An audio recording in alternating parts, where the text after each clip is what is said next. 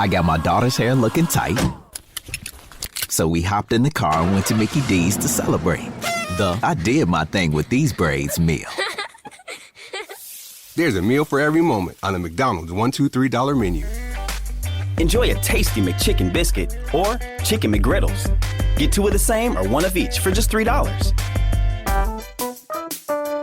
Prices and participation may vary. Single item at regular price cannot be combined with combo meal. Professional people such as yourselves here, guys, and it makes us all better and all stronger for it. So thank you so much for doing this tonight. I really do appreciate it. And, yeah. Good to be here. Yeah. Tim, are you awake? I am barely awake. I think I'm on the wrong show. You're talking about professional people and everything. I know. I'm sorry, buddy. I clicked on the wrong link. I know. I apologize for screwing you up that way, but we're about 45 seconds away here on getting the big show going, and please don't take offense if I haven't said hello to you in the chat rooms. With a panel of 6 people, a chat room, and making sure everything's hooked up, it's kind of hard for me to do everything at once, so this is one of the rare times where I'm not going to be able to type in everything. I will try and get it in. I promise you, I will try and get it in. I'm just not sure. I will do my best, though. We got about 24 seconds before we launch the show. I want to remind you that if you're new here, a great way to support this show is hit that subscribe button, ring that bell, and you can listen to us 7 days a week here at Spaced Out Radio. And, yeah, do whatever you want. I don't care. Let's just have a show. Here we go, everyone. I'm going to just mute you guys, and let's rock and roll. British Columbia, to you listening around the world, this, my friends, is Spaced Out Radio. I am your host, Dave Scott, sitting in the captain's chair of SOR headquarters. We welcome you to tonight's show on our terrestrial affiliates around North America, digitally on TalkStream Live, Revolution Radio, and KPNL. All of our archives are free by going to youtube.com/Spaced Out Radio. Just do me the favor, hit that subscribe button. You can follow us on Twitter at Spaced Out Radio and on Instagram at Spaced Out Radio Show. Our website is spacedoutradio.com, where we have a plethora of features for you, including rocking out to Bumblefoot and reading up on Captain Shirk's SOR Newswire. Tonight's show is brought to you by Chive Charities. Help make the world 10% happier by visiting Chive Charities today. You can find them on our website. Now, UFOs, mainstream media. It has been a bone of contention for many in the UFO field watching the mainstream media start covering this subject on a daily basis. Now, for years, the mainstream media has taken this subject with a grain of salt, basically calling everybody who's seen a UFO or an alien a tinfoil hat-wearing person who doesn't have much going on in their life. Yes, I am stereotyping, but that's literally the way it's been taken in newsrooms for decades. However, the story is waking up. And I think we have one of the best media panels that the UFO scene will see in a long, long time. From the New York Post, we have Stephen Greenstreet. From Saga 960 AM, we have Mark Petroni. From Vancouver, a 30-year journalist and journalism instructor from BFC Consulting, we have Bruce Claggett. From thedebrief.org, Tim McMillan. From KMOX in St. Louis, Missouri, we have Ryan Recker. And we have one of the best bloggers and researchers when it comes to everything paranormal, supernatural. He's following the UFO world quite heavily. We have Michael Huntington. And gentlemen, I want to say a big thank you to each and every one of you for taking the time to join our audience, because this is the week. This is what a lot of ufologists have been waiting for decades. Not since the early 90s have we seen anything this crowded in the news run about UFOs since the early days of disclosure, which never happened. Stephen Greenstreet, I'm going to start with you here because you are with the New York Post and you've got a great podcast and you've interviewed a number of people regarding this subject here over time. And for you, how has it been for you learning about this subject and the reality that this subject is very real? Well, it's been extremely surreal. I would say, just a little bit of history, like UFOs were something from my childhood, something I was into as a kid, and growing up, I kind of like left that in my childhood. And then ever since December 2017, I've just been floored wait, this is real? Like, this is happening? So it's been an extremely off-balanced experience as a journalist and someone who's interested in the topic, but also wants to be critical and be, journalistically accurate. It's been difficult because I think a lot of people are excited about this topic, and excitement can lead to embellishment. And so it's been like a quagmire a little bit. I think for me, someone in the weeds, when you look at journalism, people who get in the weeds and they're looking at documents and dates and names, it's been a bit of a quagmire, unbalanced and confusing. Now, for you having the publication of the New York Times in going through with this, Stephen, I mean, what has been the reaction from your readers and your audience going through this, where you try and have a highly skeptical mind, but you have to tell the news that's there. The news is there could be a reality to this subject. Right. Well, I'm at you said Times. I just want to make sure everyone knows. New York Post. I apologize. Yeah, I just want to make sure, I release my UFO stories next to like celebrity gossip. So with the New York Post, it's been awesome. When I do a show called The Basement Office, and my whole pitch for the show is I wanted to do the anti-history channel. I just wanted two dudes sitting at a desk talking about the facts and evidence of UFOs. I didn't want anything like crazy reenactments or just CGI UFOs or melodramatic music. And so I didn't know how people were going to react to that, but people have reacted super well. It was almost like now's the time to do that. Like it's been fun, but let's get real. There's this sense of let's get real now, And yeah, the readers, I mean, it's the most successful show the New York Post has, without a doubt. And so it's been awesome seeing that response, not knowing at first how they were going to respond. Right. Ryan Recker, I want to bring you in here because we have you on a timeline here because this is pretty late night for you as well. But from KMOX standpoint in St. Louis, what has been the reaction to a lot of the UFO stuff that you have been covering? Because I know when you and I first started talking a couple of years ago, you were extremely skeptical of this entire topic. And I'm proud to say I get to tell you I told you so. But finally, the UFO nuts are winning, man. We're winning. I think what we're seeing, and this is an important shift. So when you look at the way it's covered in a lot of mainstream news, and being KMOX, we have a pretty large newsroom, but we focus a lot of local.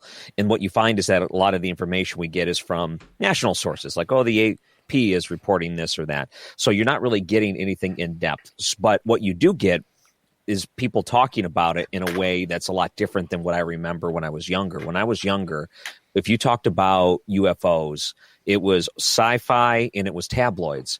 And, you're walking through and the National Enquirer has, look at the UFO baby or whatever it is. And I think that has changed dramatically over the last couple of years because I think people are very interested in seeing the footage. They're interested in looking at these things and coming to certain conclusions that it doesn't make sense. I think they're interested in learning the facts. They want to open up the government record books and they want to see what the government has documented. So they've moved away from this. It's funny and it's kind of like the last thing they put in the news, like with the skiing squirrel. They got rid of that, and now they're treating it legitimate because the government and everyone else is looking at it in a legitimate way because they want to know the answers too. I don't know if they have the answers. I don't know what they're going to release, but I think that when you start looking at these documents and what is going to be released, you're going to be able to read between the lines of some of these things, learn some more clues, and piece them together with the things that you already know, and you're going to be able to put a much better picture together than I think we've ever seen. Right, and I agree with you. When you look in the newsroom and you walk in the newsroom of KMOX before you go on the air, is there a real air of discernment that the journalists now have to figure out how to cover this story? Because one of the things I've always professed, Ryan, is that journalism really dropped the ball on this because we always made fun of it. But now that it's here, do we really know how to cover this story? Yeah, there's a lot of stories that were treated that way. I think in a world where you could disseminate information and there's going to be detractors, people that easily dismiss it without actually reading the story or without looking deeper into it. But I think that you found a lot more people are reading deeper into it, and a lot of very credible and large publications and, notable records are starting to really take notice of this sort of thing. Scientific journals, things like that. I think when you start getting that community together, and it really legitimizes it, and as opposed to people going on and easily dismissing it, they want to learn more. And I don't think it's a bad thing. I don't think it's a bad thing for people to learn more. And, it'd be better if we did that with all of our news. If we were to, in fact, go and learn a little bit more about everything else that's going on in the world, we'd be a better place. But I find that they're actually doing it with stories like this. Absolutely. We bring in Mark Petroni from Saga 960 Radio in Mississauga, Ontario. And Mark, you do a UFO show every Friday where you bring me in for about 20, 30 minutes. This is a segment you've been doing on a Friday afternoon or Friday morning on your show for a number of years now. And what have you noticed in your audience as you've broached the UFO subject? Have they started taking it more seriously? Hi, everyone. Yeah, absolutely. But I think I get emails saying, your segment is freaking me out. That's kind of a regular reaction.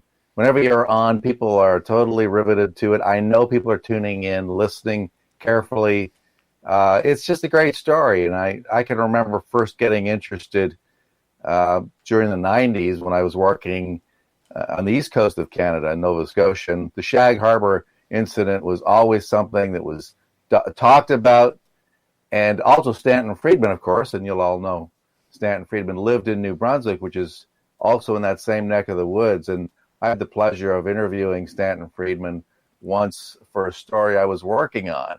And so I'd read some books on Roswell. To me, it's like such a fascinating story. I could never understand why people dismissed it. Reporters, it was always with a tongue-in-cheek approach with their reporting. But I suspect that they were fascinated, but they didn't want to look like they were fanboys or treating it too seriously. I think there was an expectation in newsrooms, oh, we're going to do a UFO story. Oh, boy, let's have a little bit of fun with that. But as time went on and some of the stuff started coming out from the military, and then, of course, 60 Minutes would do stories, and other reputable people would talk about it, then I think over the course of that time, people started treating it very seriously. And, of course, you had quite a few firsthand, reports of odd things that they had seen. And some of the documentaries that had come out, like even shows like Ancient Aliens, I don't know if you like the show or not, but that's been running for quite a few years. And it's so well done with the interviews, and obviously it's highly speculative, but I think that just some of the stuff on TV, it's just been constant, really interesting shows, programs, documentaries, some of the ongoing reports out of Roswell and other areas about what happened. And then, of course, the sense that you never weren't really quite sure what the media or what the military was saying. And I can even remember driving through Death Valley with a friend we were driving from Oceanside, California, where my friend bought a Cadillac. And, we were driving all the way to Canada in that thing, and going through Nevada and just knowing about, that area. So it's just a fascinating thing for me personally. And so that's why it's a lot of fun for me to cover it and to be on this panel tonight. Right. Bruce Claggett, you and I have talked about this, and just to be upfront and blunt with our audience, you and I worked together in Vancouver in news radio. I was actually your best man at your wedding a number of years ago. And you were. And I'm so glad that you're here. You're now owner of a company called BFC Communications after, 30 years in the Vancouver radio business. For you on the west coast of Canada, what are you seeing about this subject? Is this being taken seriously, or is it something that is still, a mockumentary of news? You know what, Dave, if you ask me that about 3 years, Bruce, we're having some audio issues. I would have given. We're having a little bit of audio issues with you. You were sticking up there for a minute. Let me just put you on hold. But now think. I don't know why he was freezing up. My Canadian guys are freezing up here, but give me a second here. Cold up here in Canada, even in the summer. Bruce, we'll stick with you in a second. Michael Huntington, I want to you. It's been a couple of years since we had you on Spaced Out Radio, and for you, what do you think of the topic right now? You're on mute, Mike. I'll get you to unmute there if you don't mind. Oh, there we go. Is that me? Okay. Yeah, there's certainly a lot going on. There's pretty much a news story of some sort, be it social media or international media, pretty much every day.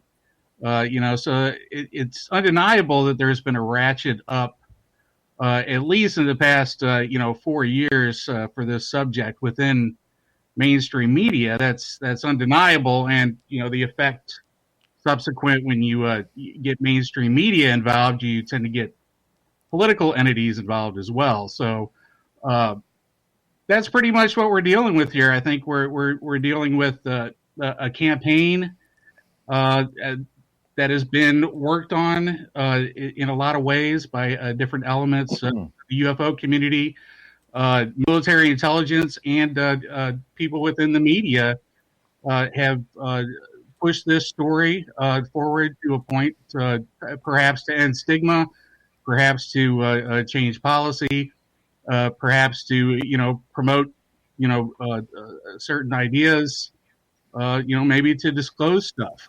So I think that is most fascinating. The behind the scene things that maybe regular folks aren't aware of, as to how this came about. And it largely came about from UFO activists who were also, tied to legitimate journalism. All right, and thank you for that. Tim McMillan, the final one of our panel tonight that we're going to introduce. I mean, I'm surprised that you're getting any sleep this week, honestly. Do you even plan on sleeping with everything that's going on? Yes, man, I'm sleeping well. It is interesting and exciting times, and it's nice, I think, in terms of the coverage last time, because I was just on your show like a month ago, wasn't I? Yeah, it wasn't that long ago. It was only a few weeks ago. Yeah. Yeah, and I told you at that point, a lot of the media coverage had reached to the point where it was almost toxic. At least my concern. I think I told you that our outlet had said, all right, let's slow down a little bit, because it had gotten breathless.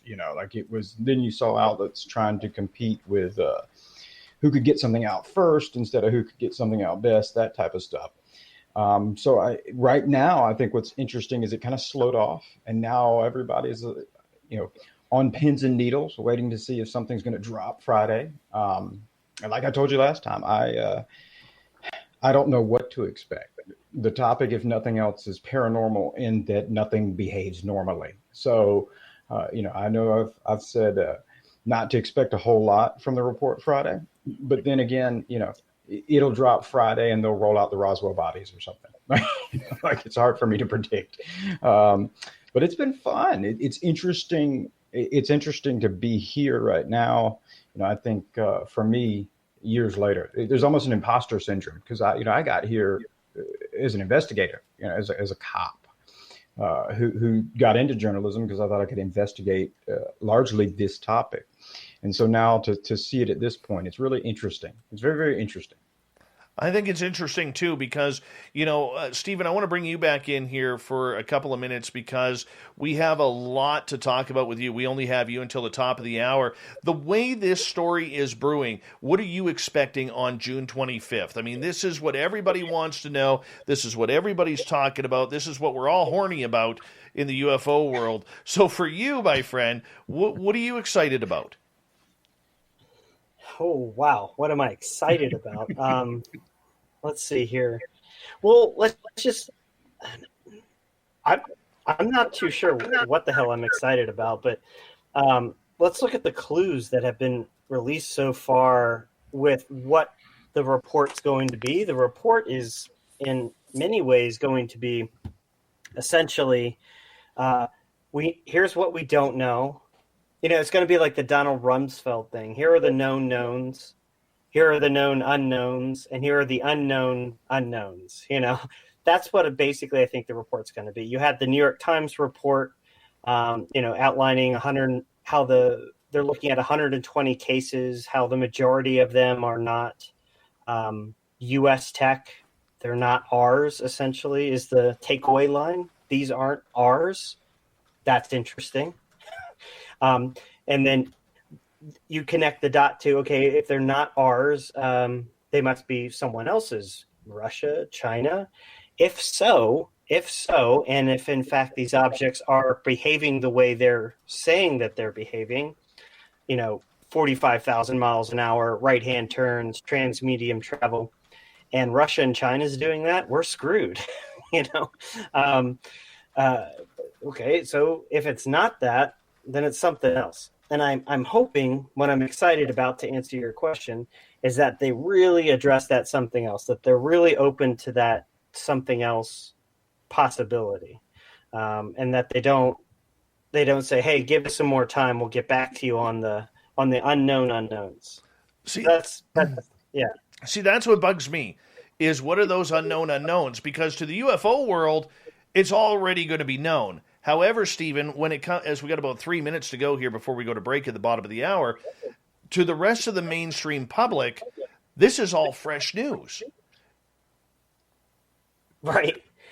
Yeah. To the layman, this is fresh news, and that's a good thing, because you obviously, this is information the public should know, that they need to know. If it's as drastic and as we can sum up McDonald's new crispy chicken sandwich in one word: crispy, but also juicy and tender. Okay, it's crispy, juicy, tender, all one word. But then also pickle. Oh, and potato bun, which is two words. Okay, we can't sum up our new crispy chicken sandwich in one word, so you'll just have to try it to understand it. Order ahead on the McDonald's app at participating McDonald's. Ba-da-ba-ba-ba. I got my daughter's hair looking tight, so we hopped in the car and went to Mickey D's to celebrate the I did my thing with these braids meal. There's a meal for every moment on the McDonald's $1, $2, $3 menu. Enjoy a tasty McChicken biscuit or chicken McGriddles. Get two of the same or one of each for just $3. Prices and participation may vary. Single item at regular price cannot be combined with combo meal. as big a problem as is being said. Obviously, the public needs to be part of that conversation, but at the same time, it could be like trying to drink water from a fire hose. There's so much information there. There's so much backstory that, folks here on this panel who have been following this topic for years, in the weeds and everything, we can see little dots and connect them, and we're like, oh, okay, that, and oh, okay, this date and stuff. But to the general public, I could easily see people freaking out, just dropping in their lap, this brand new news that, hey, those sci-fi stories from the 90s, yeah, some of them are based on something that could have happened. Well, let's bring in Ryan Recker. Ryan, when you look at this story, do you think the public is ready for aliens coming out of COVID, where we've treated each other like garbage? We've ripped toilet paper from children's hands in the store. We've pushed single mothers over trying to get a gallon of milk or a liter of milk up here in Canada. This is something that seeing how people have reacted during a pandemic, now you throw aliens potentially in there, or UFOs, and that we're not alone. As we got about 90 seconds, what's your opinion of that? Well, actually, I thought in Canada you had bags of milk. Maybe I was under the wrong impression. I haven't seen bags of milk in years, man, to be absolutely blunt.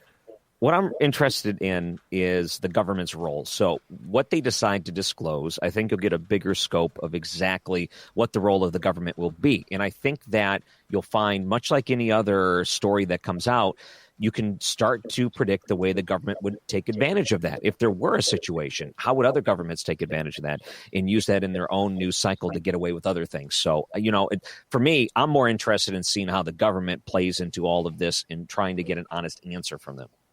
Yeah, that's going to be the big thing, Ryan, is whether or not we get that answer, and we'll try and get everything suited up for that. But what do you expect? Do you expect an honest answer, Ryan?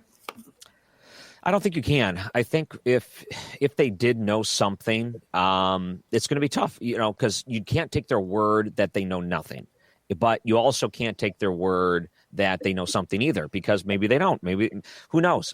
To me, it's all a giant mystery still. I think what you're going to have to find is that what are those little pieces, those morsels, bit of information that you can take away from this that's new and different, and how does that compare to other things? And then you can start building your own assessments. And I think that's what you have to do until there's some sort of formal disclosure, which who knows if there will be one or ever will be one in the next, who knows how many years. Well, on that note, gentlemen, I'm going to get you all to hold on right there, because we are going to go to break here at the bottom of the hour. A massive media panel here talking about the power of journalism when it comes to UFOs.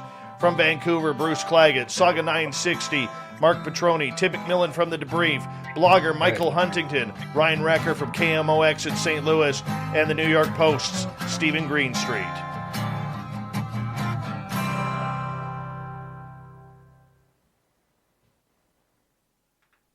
All right, gentlemen, we're clear. That's good stuff right there. It's good, solid first half hour. Clagé, we got to get you in back? here. Yeah, now you're back. Sorry Now for- you're, Of course. good. Yeah.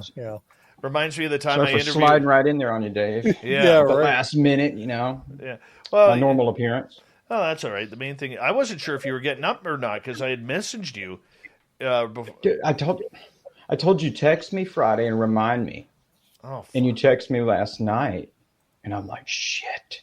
dude, I Okay, totally, I got you. I I got totally you, forgot. fam. Thanks, Yeah. buddy. I owe you one. No. Anytime. Yeah. I enjoy waking up at 5 a.m.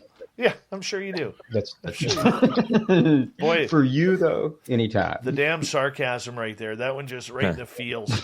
Right in the feels. Yeah. No, but it's fun to be here, man. It's fun to hang out. Yeah, this is In good. fact, I got to get with you, Stephen, because you're in my upcoming series, by the way.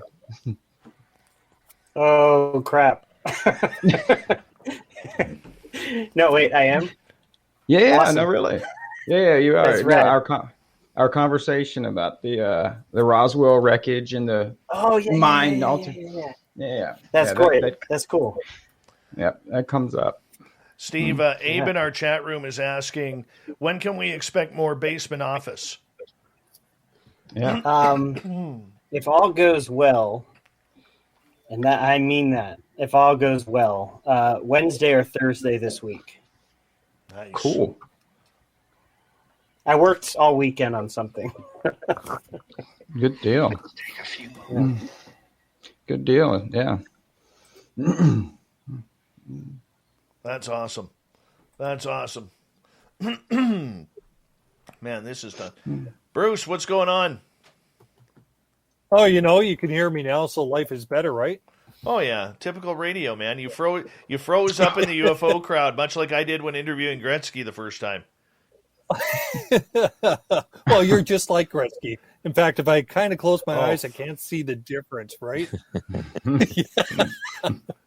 I remember it was No, it's all good. It was 2006. I'd never interviewed Wayne Gretzky, and he was putting together Team Canada for the Touring Olympics, and they were trying out in Vancouver, and they were having a golf tournament there in one of the golf courses, and we're scrumming Gretzky, and I'm literally like 3 inches away from his right shoulder, and I wasn't prepared, and he turns and he looks at me, and my microphone's right there, and he turns and looks, and I'm like, oh God, what the hell do I say?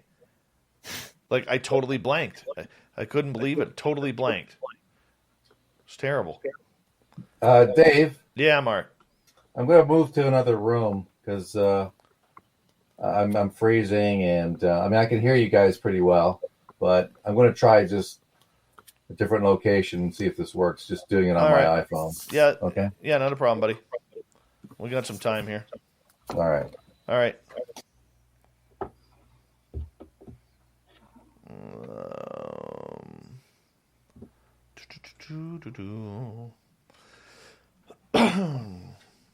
We got about 2 minutes, guys. 2 minutes. I want to say a big thank you to Chuck, to Raz Grizz up in Fort McMurray, to Abe, to Michael, and to Major Lee for the Super Chats. It's a great way to support what we do on the show on a nightly basis. Thank you so much for doing that. And you know what? We are going to make it into a great show tonight. So if you're brand new here, we are a live radio show, so make sure that you understand that that's why we are on commercial breaks, and you guys get to see the background of it all. Hey, little Davey Altman has joined our chat room tonight. Little Davey Altman. There he is, everyone. There he is. He likes a good wave, people. Doesn't like eye contact, but he likes a good wave.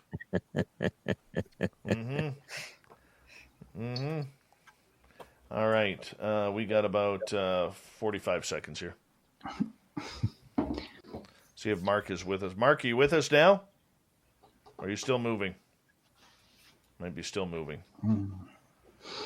Yeah, I had to send you that, Stephen, so that you had forewarning that I said you were like a Van Dyke Fox Mulder. So he looks badass when he has his white shirt and the black tie on. Fuck, he should be on Reservoir Dogs. That's actually maybe that's a better analogy of Van Dyke. Yeah, you can use hold that. on, I mean rewrite. Yeah, you can use we got that. time. We're still in edits, but yeah. A Tarantino version of Fox Mulder. Hold on, guys. We got 5 seconds here. Hold on.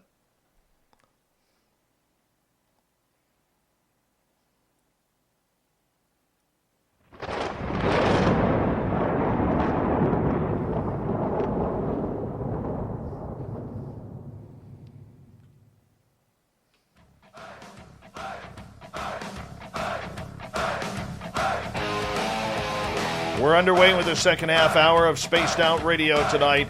My name is Dave Scott. Thank you so much for taking the time to join us. Really do appreciate earning your listening ears. Want to remind you that if you missed portions of this show or others, check out our free archives by going to youtube.com/Spaced Out Radio. Just do me the favor, hit that subscribe button. Our website, spacedoutradio.com, where we have a plethora of features for you, including rocking out to Bumblefoot and reading up on Captain Shirk's SOR Newswire. Follow us on Twitter at Spaced Out Radio and on Instagram, Spaced Out Radio Show. We continue on tonight with our media roundtable leading up to June 25th. We're going to get right into it right now. And Bruce Claggett, I want to bring you in from Vancouver here, and hopefully this time your audio is going to be good because your beard looks fantastic. I will say that. I know our radio audience can't see that, but the rest of us can. And Bruce, what has been the attitude around Canada's West Coast regarding this? Vancouver's a very aloof city where they seem to be a melting pot of beautiful people who are more self-absorbed than the rest of Canada. And I mean that with all due respect to my family and friends who live out there, but that's the reality of the city. Is there any attention, anybody talking UFOs in the West Coast? You got to turn your mic on, Bruce. All right. I had such a good question there, too. And do we got you now?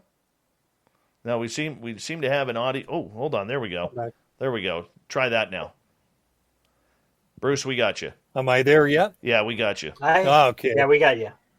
Okay. And just for the record, that was your fault, Dave. Yes, it was. Yes, it was. You know what? The thing is, for years, the news media, whether it's the West Coast or anywhere else in North America, used to be gods. And, you know, everything that somebody said, whether they're a radio or TV news anchor, used to be taken as the absolute gospel. Things have now changed, and we're living in a different environment. And, you know, you start talking about what's the news media doing in covering UFOs. Well, the question really should be shifted to what is out there in terms of the discussion on the different social media channels. What are people talking about? And is the news media following, leading? Where are they? And, you know, there is a discussion. There's a real curiosity. And people want to see evidence. They want to see pictures. And they want to have discourse. And that conversation better be reflected somewhere in the coverage. and not relegated to your end of a newscast kicker. Where it has been for years is kind of like the elitist joke at the end of a newscast, right? And that doesn't hold water anymore because we just don't hold the media up to that same level of, wow, you whatever you say is truth. Very true. Very true. Mark, are you noticing that in Mississauga as well? Yeah, absolutely. I mean, there's always been a fascination about it, but as far as the media is concerned, you have to be careful if you're a reporter. At least that's been the attitude, that if you go down that rabbit hole too much, then people think, that they are more apt to lump you into that Fox Mulder kind of person. Oh yeah, he does. He's on the UFO beat. Anytime we need one of those types of stories, we'll throw him in there. So I think reporters have a level of consternation around this. So I think, as far back as I can remember, they've always had that kind of wariness about it. And anchor people, very wary about it. It's always kind of half snickering when they do a story about this. But I think things have changed, and I think the coverage has changed. But it's largely due to the fact that some of the information coming out of sources like the military, like the government, that has changed. And as a result, the coverage has changed. Because when you start seeing stuff coming out of the military, out of the Pentagon, then the reporters have to treat it seriously. And so that has sort of given them, I think, the freedom to say, okay, well, this is a very reputable source. Hey, we got to treat this seriously. So I think that's what's happened. Right on. And you know what, Dave? I think Mark has got a good point, and I'd just like to echo some of that. For the longest time, we've always been kind of glued to this notion of, it's kind of like other news. But when you start to put some credibility behind it and you have some political mass in the States and who's talking about it, that's going to give it the certain sort of gravity where it takes off as an issue. And when it comes right down to what news is determinant, that hasn't changed. I mean, is it unusual? Yes. Is there some impact? You bet there is. Is it just plain interesting? Yeah. So you get enough of these different factors in there, that and the social media, and you're going to see UFOs taken seriously, I think. Well, that'll depend if Canada up here actually finally discusses what they actually know. And Tim, I want to get a brief answer from you regarding this coming up here for the June 25th date. I mean, we're all pumped up for it. We're all excited for it, and we all joke that, it's going to be like we're expecting that remote control car as a kid under the Christmas tree from Santa Claus, but we're all expecting gray socks. Sure. What's the question? What should we expect? Should we be disappointed? Is Santa going to give us coal? I don't know. It's like I said, it's hard for me to predict this topic. If nothing else, that's what I have found out over the years of covering it. I think that for a lot of people who have been following the UFO subject for years, and some people for decades, and are very well versed in it, they may be disappointed. Because it's not going to come out and say, directly what it could be. If it's not Russia, it's not China, it's not the U.S., what else could it be? I think if you kind of read through those lines, however, for me, in my understanding of what's going to be in it, it's extremely significant because, what's not going to be said is that, certain things like, let's just narrow it down to the 2015 events. Ryan Graves has spoken about the Roosevelt. He talked about these occurring every single day. So every single day they're having these returns. And this is still going on. For me, I look at that and see the United States and their allies have a significant number of assets at their disposal. And so either to zero right in on that. If you've got it every day, it's not going to be hard to kind of put your own surveillance reconnaissance assets in there. And so that's intriguing to me because it either means if they're coming out and saying, look, it's not ours, which I've felt strongly about that it wasn't U.S. tech, and we don't know whether it's China or Russia.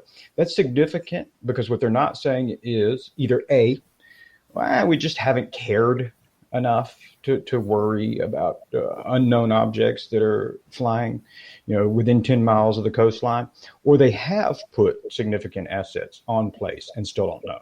And so that latter, I think, is interesting. And so if nothing else, I think from a media standpoint, I look at it as when they come out and say, yes, this is real, and we don't know, now it's appropriate for the mainstream and all of the, all of these Pentagon correspondents, all of these investigative journalists to start asking the question, well, what is it? For a long time, the question beforehand was, is it real?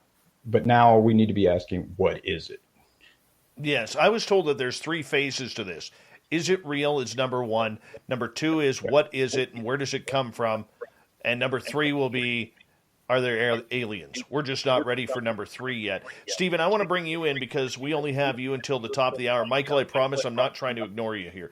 I do promise that. But we have a long show here. But Stephen, for you and the way you're looking at this, come June 25th, when these announcements are made, are you expecting it to be delayed? Have your sources told you what may come out? Because I don't see little green men being talked about. I don't see aliens at all being mentioned in the topic, or even the history from Roswell up forward. Are you hearing anything different? No, I don't think any of that's coming out on Friday at all. From what I understand, there's a small portion of the full report that is unclassified, that is available to the public. But there will be, obviously classified parts of this report that the public will not have open access to. We know, within the last few days, Congress was already briefed on this. So members of Congress have already started being briefed on the actual report. We're not getting aliens, man. I just don't see that happening at all, especially released to the public right off the bat. Lou Elizondo says, it took longer. It took 3 years for the 9/11 Commission. When 9/11 happened, which was a failure of U.S. intelligence, it took 3 years to create a report on 9/11. And if we're talking about another failure of intelligence, or at least a misunderstanding or a inability to understand intelligence, 180 days just isn't going to do it. Come on. 180 days, you're not going to be able to sum up everything. So I think they focused on, as the Times reported, 120 cases. They were hyper-focused, and we're going to get kind of a breakdown of what those are. It's already been leaked that the majority of those cases have been determined not to be ours, not to be U.S. tech. Now, can I just flip things a second? Sure. Because as a UFO, as someone who's followed UFOs since childhood, I read Stanton Friedman's Crash at Corona when I was a teenager. Consumed this stuff. UFOs are exciting. They're fun, right? It's fun to think about it. And with fun and entertainment, there's an escapism entertainment to it that, as a journalist, I try to rip out of me, and avoid. And I always try to ask myself, what if I'm wrong? What if I'm wrong? And think about this. What embarrasses the U.S. government more? What embarrasses the U.S. government more? What do they not want us to know more? One, that a technology that is light years above us, that is completely outside our comprehension, has been flying over U.S. airspace, or that our adversaries have been flying over U.S. airspace with abandon. Which makes them look really bad? And which would they go out of their way to try to control the conversation on how and what information comes out? If it is our adversaries, man, they're having their greatest luck in the world, because everyone's talking about aliens. No one's talking about China. No one's talking about Russia. If it is, in fact, some foreign tech, they got lucky. Very true. Very true. But the fact is, though, if you talk behind the scenes, and I think Tim, Stephen, and maybe Michael, you guys will agree with me on this, the people we talk to, they don't want to talk Russia. They don't want to talk about China. They already know, but they're just not ready to go public with it. And I think I got my daughter's hair looking tight. So we hopped in the car and went to Mickey D's to celebrate. The I did my thing with these braids meal. There's a meal for every moment on the McDonald's $1, $2, $3 menu. Enjoy a tasty McChicken biscuit or chicken McGriddles. Get two of the same or one of each for just $3. Prices and participation may vary. Single item at regular price cannot be combined with combo meal. El nuevo Crispy Chicken Sandwich de McDonald's es crujiente, tiernito, jugoso. Es pollo de McDonald's, un mordisco y ¡wow! Es el nuevo Crispy Chicken Sandwich. Ordena por anticipado en el app de McDonald's. En McDonald's participantes. That's the danger of it all, because in order to get the money for funding, you have to say Russia, you have to say China. You can't say aliens.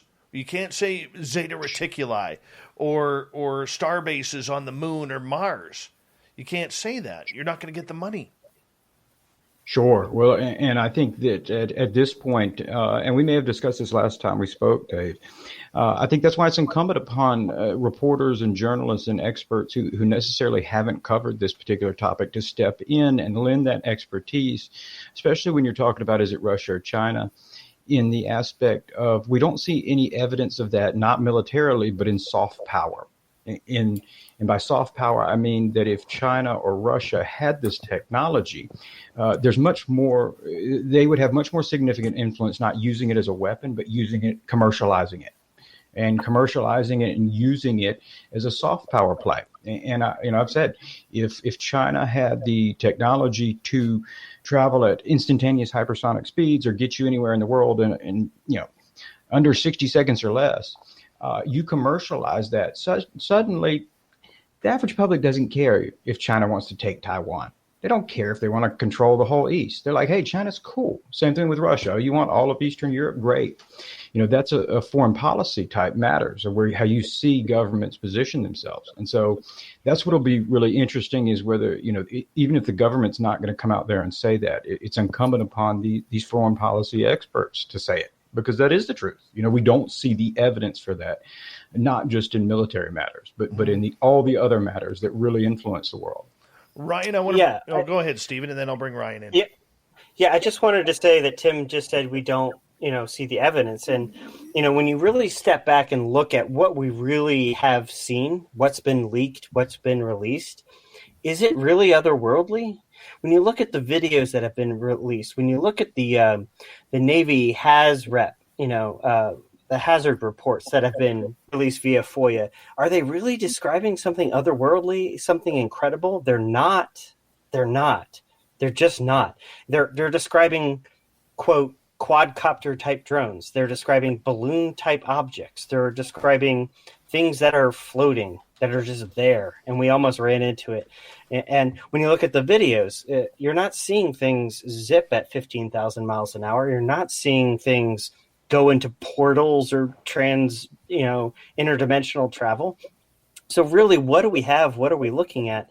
And what are these things? Well, according to the documentation, a lot of these things are quite terrestrial, And I think it's the media. It's the media that takes, the Navy saw a unidentified flying object, UFO, alien. They just run with it. And what gets lost are the actual facts, which is we need to hopefully weed through a lot of this stuff and realize that, in my opinion, guys, honestly, in my opinion, I'm convinced that there is a foreign adversary presence near U.S. borders. That a lot of these drone cases over Arizona, over infrastructure sites, over nuclear sites, over THAAD in Guam, the anti-ballistic missile sites, those were drones.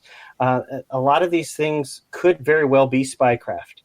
And when the U.S. government reveals that, when we start revealing what they are doing to us, we risk exposing what we are doing to them. We risk exposing what we're doing over there. So that's just something to keep in mind. That's very much something to keep in mind. Ryan, we got about 6 minutes here before we got to go to break at the top of the hour. Ryan Recker from KMOX when you listen to Tim and you listen to Steven, and I know you're not a big UFO hot topic on KMOX, but the topic is coming up quite frequently here. When you look at what the public is going to go through and what we could or could not see, as an outsider observer to this on a mainstream sense, what do you want to see come out June 25th? Is it aliens? Is it history? What is it? Yeah, it's really interesting to listen to this conversation, and I'm real fascinated by it because I think from a media standpoint, too often we find ourselves putting things online or just ripping and reading, and we try to phrase it in, here's why you should care about this, and we're just reiterating something that's from a copy that someone else already has, that's already been said a million different ways, and we're not giving it really a critical thought. But hearing some of the different conversations here tonight and some of the thoughts, I go back and I think about World War II, and I think about all the Nazi technology that the United States implemented in order to try to bolster and advance our own technology, and what that did to the NASA program, and how we looked at how that advanced afterwards, taking some of these engineers. And it's really amazing the way our technology changed when we were able to implement what other countries were doing. In fact, things that we didn't even think were possible. And is it really that far-fetched to believe that other countries may be more advanced than us, given everything that we know, that it's, just going back less than 100 years, it was like that. There was a lot of these unknowns that we didn't know. And if that's the case, then is it more embarrassing, or is it more inclined that the government would try to keep it quiet, or would they hope that maybe it being unexplained is the best case scenario for the United States, because then they don't have to come to the conclusion that we're outmatched in all the money and everything that the government has put into it. I mean, more than any other country by far. You can combine all the other big countries and what they spend in military and advancements and research and development, and look at that and say, how did we get outwitted by this? I mean, so it's either that, or they're hiding something so sophisticated that they don't want the rest of the world to find out. And that's another very interesting point, because when the cards start to go out on the table and it's your turn to show your cards, you don't want the other countries to know that you got, all the wild cards or whatever it may be. For me, I look at this and I think that there's a lot of critical ways to look at it. You can look at it from the government spending standpoint, and I think that'll interest a lot of people. Billions and billions of dollars, and what does it show if another country can outwit us in something like that?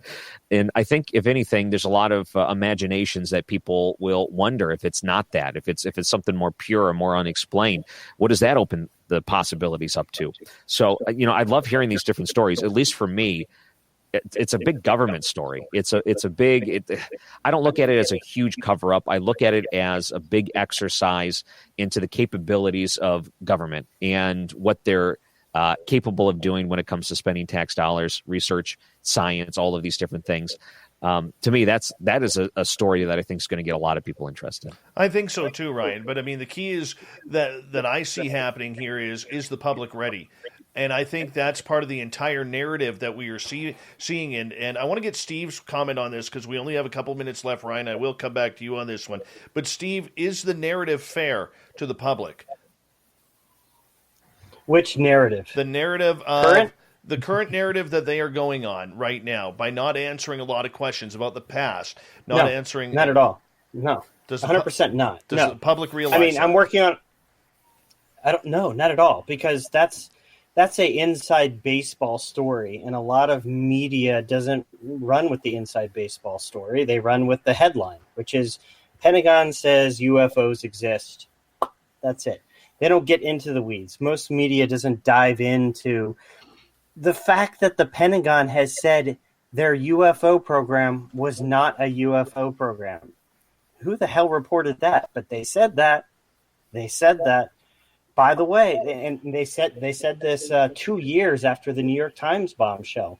They said, hey, by the way, ATIP, wasn't a UFO program. Nobody ran with that. Why? Because it's not sexy. And so you got to realize that, controlling information is power. When you release and surrender that information, you lose a sense of power. And the biggest military in the world and the biggest, most powerful country in the world isn't just going to do that because Trump signed some 180-day, bill back in December. They're not going to do it. And understand this, and I've learned this the hard way, is that every single word in everything that the government says is crafted. It's literally crafted. How are we going to say this? And words matter. Words matter. Every single word that's put into that is crafted. What they're doing now is crafting a report for the public. They're crafting it. They're going word by word. What can we say? Oh, you know what? If we said this word, we could get away with this down the line. Totally, 100%. I don't think it's fair at all. I mean, if we're talking about public information, the people being informed about what's going on, not at all. I've learned the hard way, and I think other folks, have learned this, that I'm not a fan of the Pentagon at all. I want it to be, but I'm not at all. They're really hurting it because of the narrative. Ryan, we got 40 seconds, and then we're going to go to break here at the top of the hour. The narrative. Do you feel the wool's being pulled over people's eyes? Yeah. I mean, I think that we're not being told the full story. I think that's kind of the history of government and the way they communicate with the people. You don't really get the full story. So I don't think this story, among others, are any different. And on that note, Michael Huntington, I promise you that in the next half hour, we're going to get your opinion, because we are going to go into the narrative of everything. We do have to say goodnight to the New York Post, Stephen Greenstreet, right after when we get to the top of the hour here. And Stephen, thank you so much for coming on the show. We really do appreciate it. I promise you we got to do this again. Hell yeah, this was great. It was awesome. I appreciate that. Let's take a look at our panel. Stephen Greenstreet from the New York Post, from KMOX in St. Louis. Ryan Recker, one of the top bloggers of everything paranormal supernatural in the United States.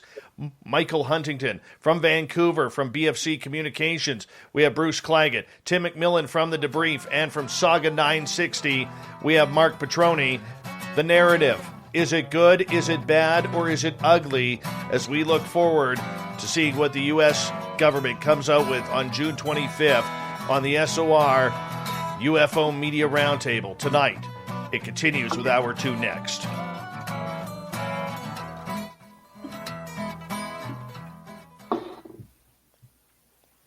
Good job, Steve. Good job. Thank you so much, man. Thank you. Appreciate it. Yeah, this was great. Appreciate cool. it. I'll come back on, man. This was great. I'll come back on. This is awesome. Yeah, no problem. No problem. And we'll have to ship some coffee over to Tim, because poor guy. I feel horrible, Tim, that I didn't contact you. No, dude, it's cool. No, and it is a fun panel. I agree with Stephen, and I really enjoy what you just last said. Both Ryan and Stephen was really interesting. I'll be right back, guys. For 2 points that I don't think kind of came up, but like you mentioned, Ryan, about the Nazi technologies that comes over, like the ability for another country, another government to have technology. It's really that aspect of it is very interesting. What Stephen just said, because I live in Germany now. Been here almost 2 years, and I'm a bit of a World War II buff. I don't write about it, but it's very fascinating in that what Stephen said, the idea that Nazi technology was hyper advanced, or that we needed Nazi scientists to achieve rocket technology, is largely a propaganda by the U.S. government, because they brought horrible people over here. But if you look at the history of it, like Tuskovsky, the Russian rocket scientist who died in 1935, he had already laid the foundation for rocket technology. Even Werner von Braun said that Jack Parsons of JPL was the real grandfather of rocketry. But the United States didn't need to develop ballistic missile systems because they controlled air dominance. And in fact, if you look at the V1 and the V2s, they weren't nearly as sophisticated as you think. But there was this kind of mythization because you brought a lot of really horrible people over here and kind of looked the other way. Werner von Braun, who became kind of the face of NASA and the rocket program, he was a card-carrying, ranking member of the Nazi Party. He absolutely was a Nazi, and before World War II ever started. And so it's fascinating because, like what Stephen just said, the ability to kind of rewrite history. I mean, this is what Russia does. This is what they do when they invade Ukraine. They rewrite history into making the Ukrainian people believe they're really Russian, down to the schools even, like this is what we teach you and everything. So it's fascinating. And I think you bring up a great point, Stephen, is that everybody, we'd be lying if we didn't say everybody has an agenda. And like you said, the government is not their agenda is not to make themselves look foolish or silly or give away information. So yeah, it is important to kind of figure out what are they not talking about, or why do they want to display this and not that? Right. Yeah. And essentially also, with Operation Paperclip, which brought the Nazis over to America, but that wasn't revealed. It wasn't like the Pentagon put out a press release after World War II. Hey, just FYI, I hope you're cool with it, public, but we're bringing Nazis to America. Didn't happen. They kept it on the wraps, and it's just the tip of the iceberg. You've got the Tuskegee experiments, MK Ultra. I mean, the government has done messed up stuff to the American public forever, and to think that they're all of a sudden like rad and cool and everything's different now. I mean, come on. That's my point. No. That is the big point. That is the huge point right there. Well, Jets, I'm going to jump off real quick, okay? All right, Steven, thank you. Care, bro. Take care, Bye, guys. Yeah, there's definitely it's definitely ego dystonic, because a lot of people on one hand are excited because of what the government's going to release in this report Friday. But at the same time, they believe that the government has covered up the UFO issue and lied for decades. This is weird where suddenly they're going to be honest while admitting in the same time they haven't been.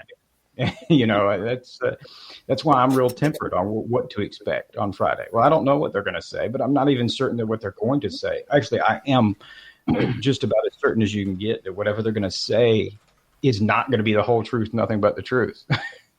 Oh, really? Yeah. Oh. I mean, yeah. Oh my goodness.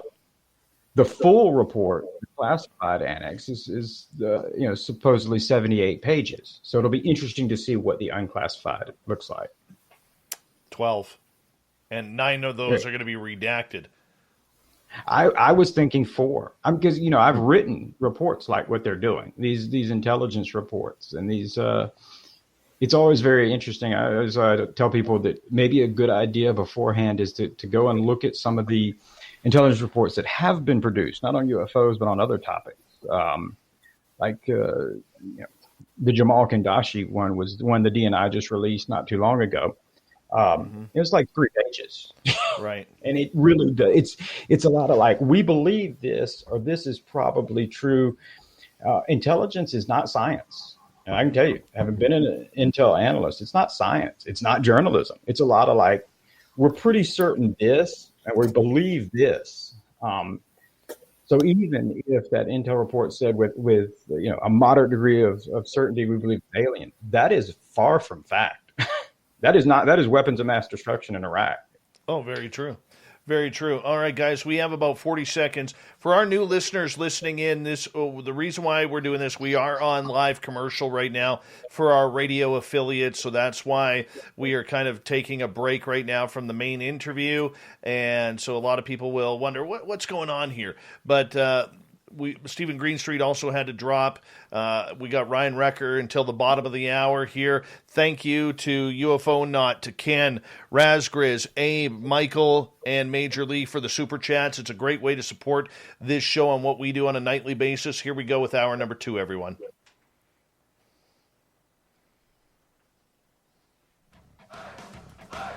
You're listening to Spaced Out Radio with Dave Scott. Follow Dave on Twitter at Spaced Out Radio, and on Facebook, Spaced Out Radio Show. Here we go with hour number 2 of Spaced Out Radio tonight. My name is Dave Scott. Thank you so much for taking the time to join us. Really do appreciate earning your listening ears wherever you are on this beautiful planet we call Earth. Want to say hello to everyone listening in on our terrestrial affiliates around North America, digitally on TalkStream Live, Revolution Radio, and KPNL. All of our archives are free by going to youtube.com/Spaced Out Radio. Just do old Davey the favor, hit that subscribe button. The Desert Clam has set the password for tonight in the SOR Space Travelers Club. Cacology. Cacology is your password. Use it wisely, space travelers, as a clam sets the password each and every night right here on Spaced Out Radio. Our website, spacedoutradio.com, we have a plethora of features for you, including rocking out to Bumblefoot and reading up on Captain Shirk's SOR Newswire. Follow us on Twitter at Spaced Out Radio and on Instagram at Spaced Out Radio Show. We continue on with UFO Media tonight leading up to June 25th.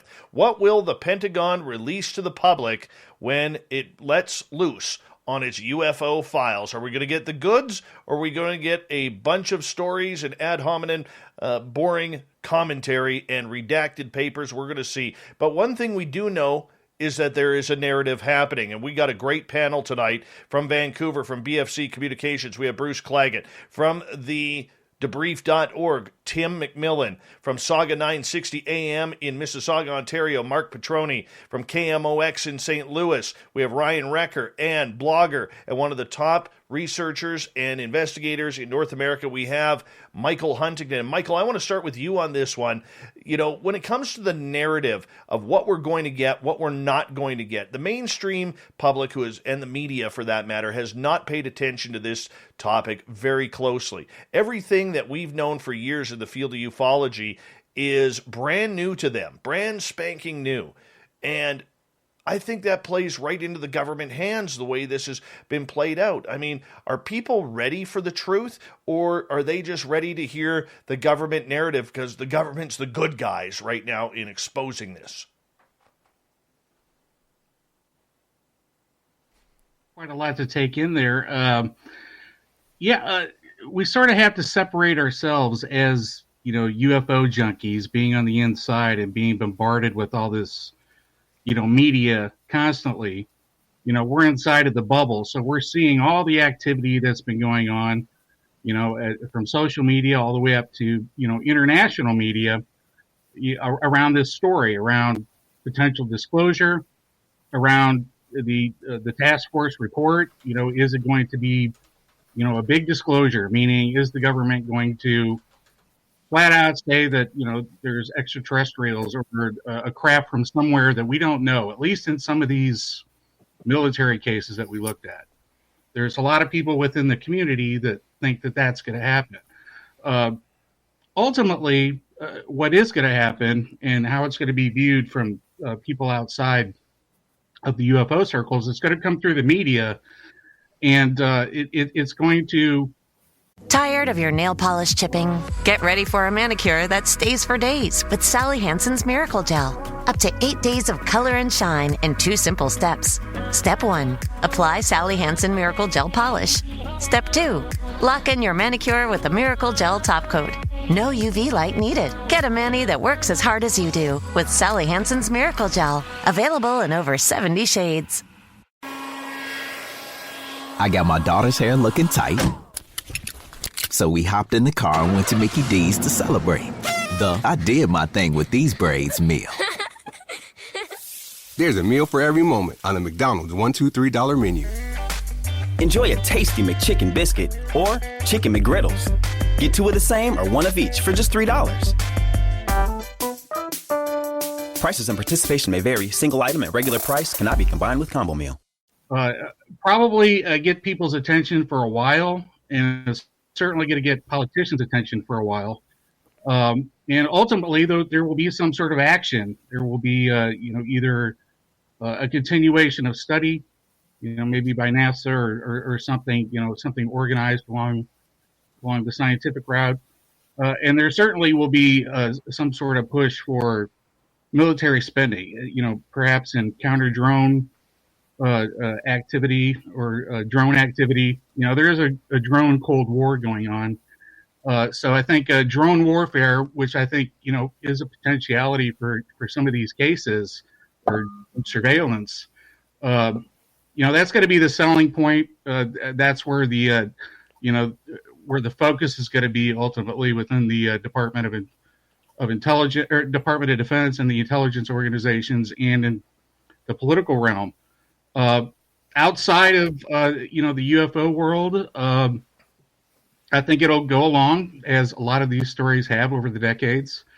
Little disclosures here and there. I mean, we've had military cases before with unidentifieds. We've had government investigations. We've had media blips over the past 70 years that have been used by military and media for a lot of different reasons.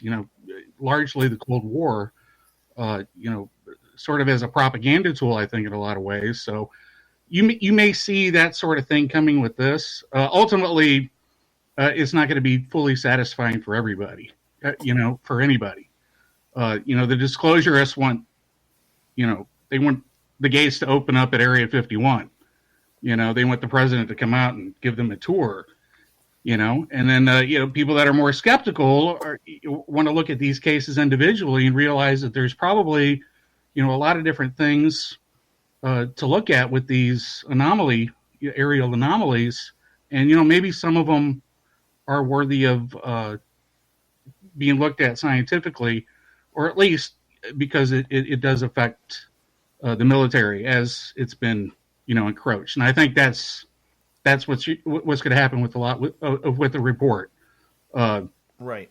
I would love aliens to come down, and space brothers come out of Venusian ships, but I don't think that sort of thing is going to happen. We're not going to see a big confirming event, and ufology goes on as it has in the past with this sort of, these government reports. Bruce, I want to bring you in here on this because you've been a journalism instructor. You've been involved in the career of journalism for well over 3 decades now.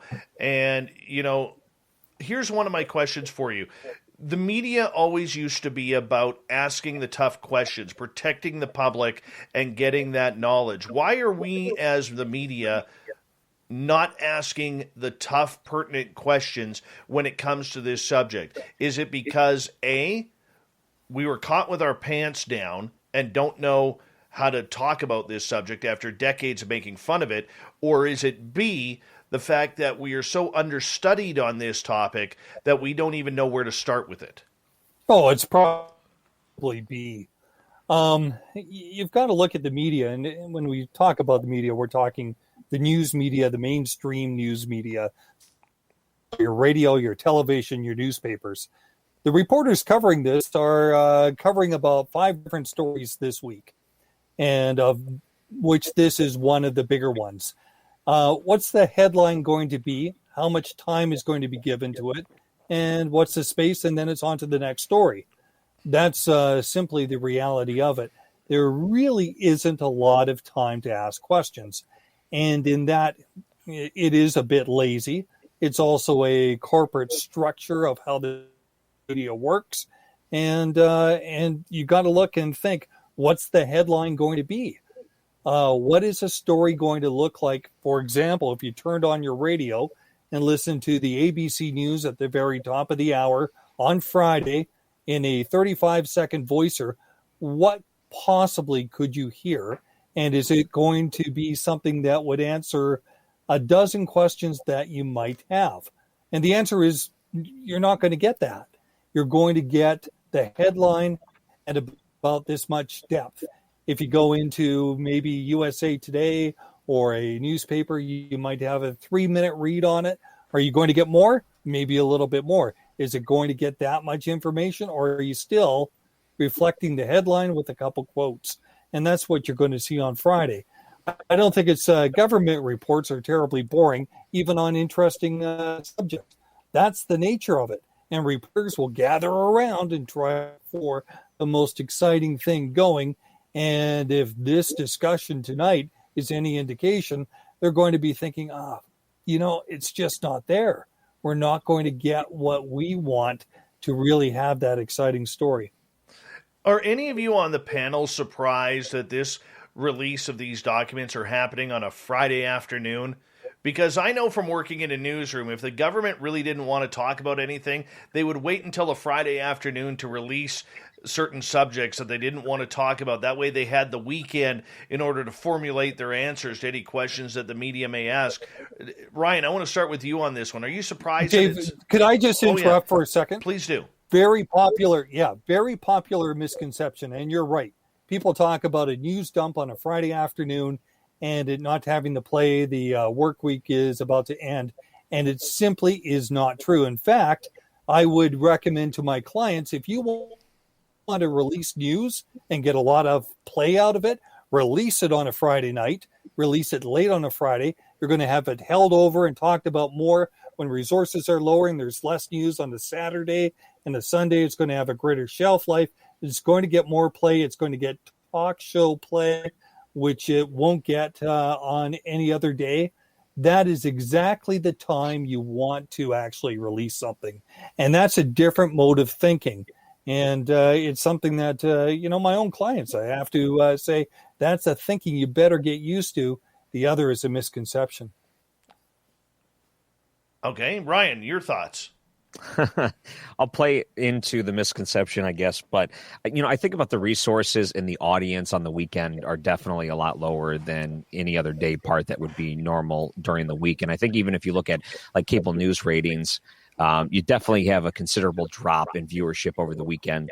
So putting some news out on a Friday night, I think buys perhaps time for a bigger story to come about. So it doesn't mean that it won't get reported. I mean, it'll get reported. I think there's a chance that less eyes may see it if a bigger story comes around, because there always could be a bigger scandal or something else that drops. Like, let's say on Sunday morning during one of the news programs, there's someone says something sensational, and that could take over the news cycle. So I think that it may set the stage for things in the future. But I do think on Friday night, generally speaking, that's the time a lot of things get brushed under the rug there for a little bit. Mark Petroni or Tim, you want to hop in? Yeah, no, I just want to hop in from the government perspective side, because that's where the bulk of my background is, and so I understand why, and we would strategically place things where you drop it late Friday evening for communication strategy. But like Ryan mentioned, typically most outlets and even your local news affiliates, they have their weekend anchors, their weekend crews on. It's usually the B team. No offense to anybody. That's usually where people have to cut their teeth before they move into that Monday through Friday slot. Like our outlet doesn't even publish on the weekends. And so we would cut stuff loose, and the Pentagon does. You'll see the Friday dumps, and covering the DoD for years. They dump stuff at, around 4:45 p.m. Eastern on Friday. And the reason for that is it gives you the weekend to You've always strategized what your response is going to be. You've tried to anticipate what questions are going to be asked. However, especially in today's day and age, where you have Twitter, you have social media, giving you those 2 days of lag time where you can monitor the social sentiment, you can monitor what's being said, you can identify questions that maybe you haven't anticipated, and typically you don't have your A team on, so you're not worrying about them digging into too much, but you can anticipate how you're going to respond to that. So I think for that side of it, I would at least hope that the government has some information strategy. It's not just wayward dumping it out there. Mark Petroni, you've heard all the guys speak about this. Friday afternoon, that's when they're releasing it. Bruce says it's a great thing to do. Very rarely will I disagree with Bruce, because him and I seem to have the same pattern on everything. But for you, with your experience working in Toronto and major markets, is this a buried time, or is this something where it's going to get a lot of traction over the weekend? I think my mic is muted. Can you hear me? Yeah, we got you. All right. I mean, back in the days when people were reading newspapers, then I guess it would be the big Saturday story, right? It would be potentially a front page story. So people would have some time on the weekend to look at the news, and, you'd get the big fat copy of your Toronto Star back in the day, and you could see on the cover what the story was. So then you could read it, without having to go to work. And then you'd also get the Sunday papers, right? But it's absolutely true that there are fewer people maybe watching newscasts on Saturdays and Sundays. But what you do have from the broadcast end is on Mondays, well, they got to look at the weekend papers, and they go, all right, well, the breaking story element of it is dead and gone, but the analysis period starts, the follow-ups, right? So by Monday, you're starting, okay, well, these were the documents. This is what was said, the initial reaction. Now we got to go after the people to find out, what they're going to do about it. So you have these documents, and then you probe to see whether or not there's any credibility behind it. So then you get your talk show circuit, radio circuit. So there is a certain amount, I think, of, you could make the argument that, yeah, you're going to get some play there, but you're going to get some play not from the breaking story element, at least from my vantage point, because it's dusty. Let's face it, it's Monday. This was a Friday story, so you want fresh and new. But what you will have is, once your A-team does come on stream, you say, all right, here's what happened on Friday. You got to advance. Give me the advancer. What's the advancer today? Well, the advancer is that the government is lying. The advancer is that the UFO community is not happy because they didn't get enough. There was just not enough meat on the bones. Or maybe there was a nugget in there that demands further inquiry. So that's what you're getting starting from Monday forward. So I'm talking in terms of a reporter. Bruce. Here's part of the reality. Yeah, and it's borne out by, if you take a look at ratings patterns, which have changed for broadcast in the United States and in Canada. It used to be in radio, your peak time would be Monday to Friday, 8 o'clock in the morning would be your peak audience. Television would be 6 o'clock Monday to Friday. That no longer exists, and it's not a pattern that actually is reflected right through until a weekend. In fact, your weekend listenership for radio and viewership for TV is gone up a lot proportionately because people's patterns of work changed. And it's going to be even more so that way. We're not seeing commuting audience we used to be. At the same time, you have fewer people working in news and fewer newscasts and fewer resources. And anyone that works in a newsroom on a Saturday or Sunday knows you're grasping for news. You want to find something because, it may be, but I'm going to keep it longer. So something that's released on a Friday now, and if you listen to or watch TV news, a Friday night story ends up being a Saturday story and a Sunday story. If you release it on a Thursday at noon, it's gone by Friday morning. And the audience impact just isn't there. Yeah, you get Meet the Press on the Sundays, right? So you get those guys sort of doing the chat, where the reporters get together, and the analysis begins on the Sunday morning. So anybody who's watching television, over breakfast on the weekend on Sunday, they will also get that. So, in a way, I think Bruce does have a point. Michael, can I say something real quick? Yeah, that's mainstream news. Like Meet the Press, 60 Minutes. These sort of high-profile mainstream stories is what is sort of driving the story in a lot of ways. To kind of put things into perspective, though, what was the 60 Minutes viewership a few weeks ago? Maybe like 8 million at the most. Where at the same time you have YouTube channels that are related to UFOs that actually far outdo that, by tens of millions. So ultimately, within the groups of viewership that actually are interested in this and invested in this, maybe outside of the mainstream in a lot of way, within social media, regardless of what happens, they're going to be all over it, and it's going to be nonstop, at least for the next few weeks, especially as we get into, potentially one of those hundreds of cases that, need deeper analysis. Hopefully we'll get some evidence to go along with that in the form of pictures or videos or other testimony. I think that'll go a long way towards perpetuating this story, which is what I think a lot of UAP activists are wanting to do, is to continue to perpetuate it, get these occasional hits within the mainstream media in order to propel, political action, eventually in the form of some sort of a hearing, and eventually in the form of some sort of long-term investigation. And so you're going to see a lot of people sharing these stories, creating YouTube, creating content, numbers that will far outpace anything within, Sunday news programs.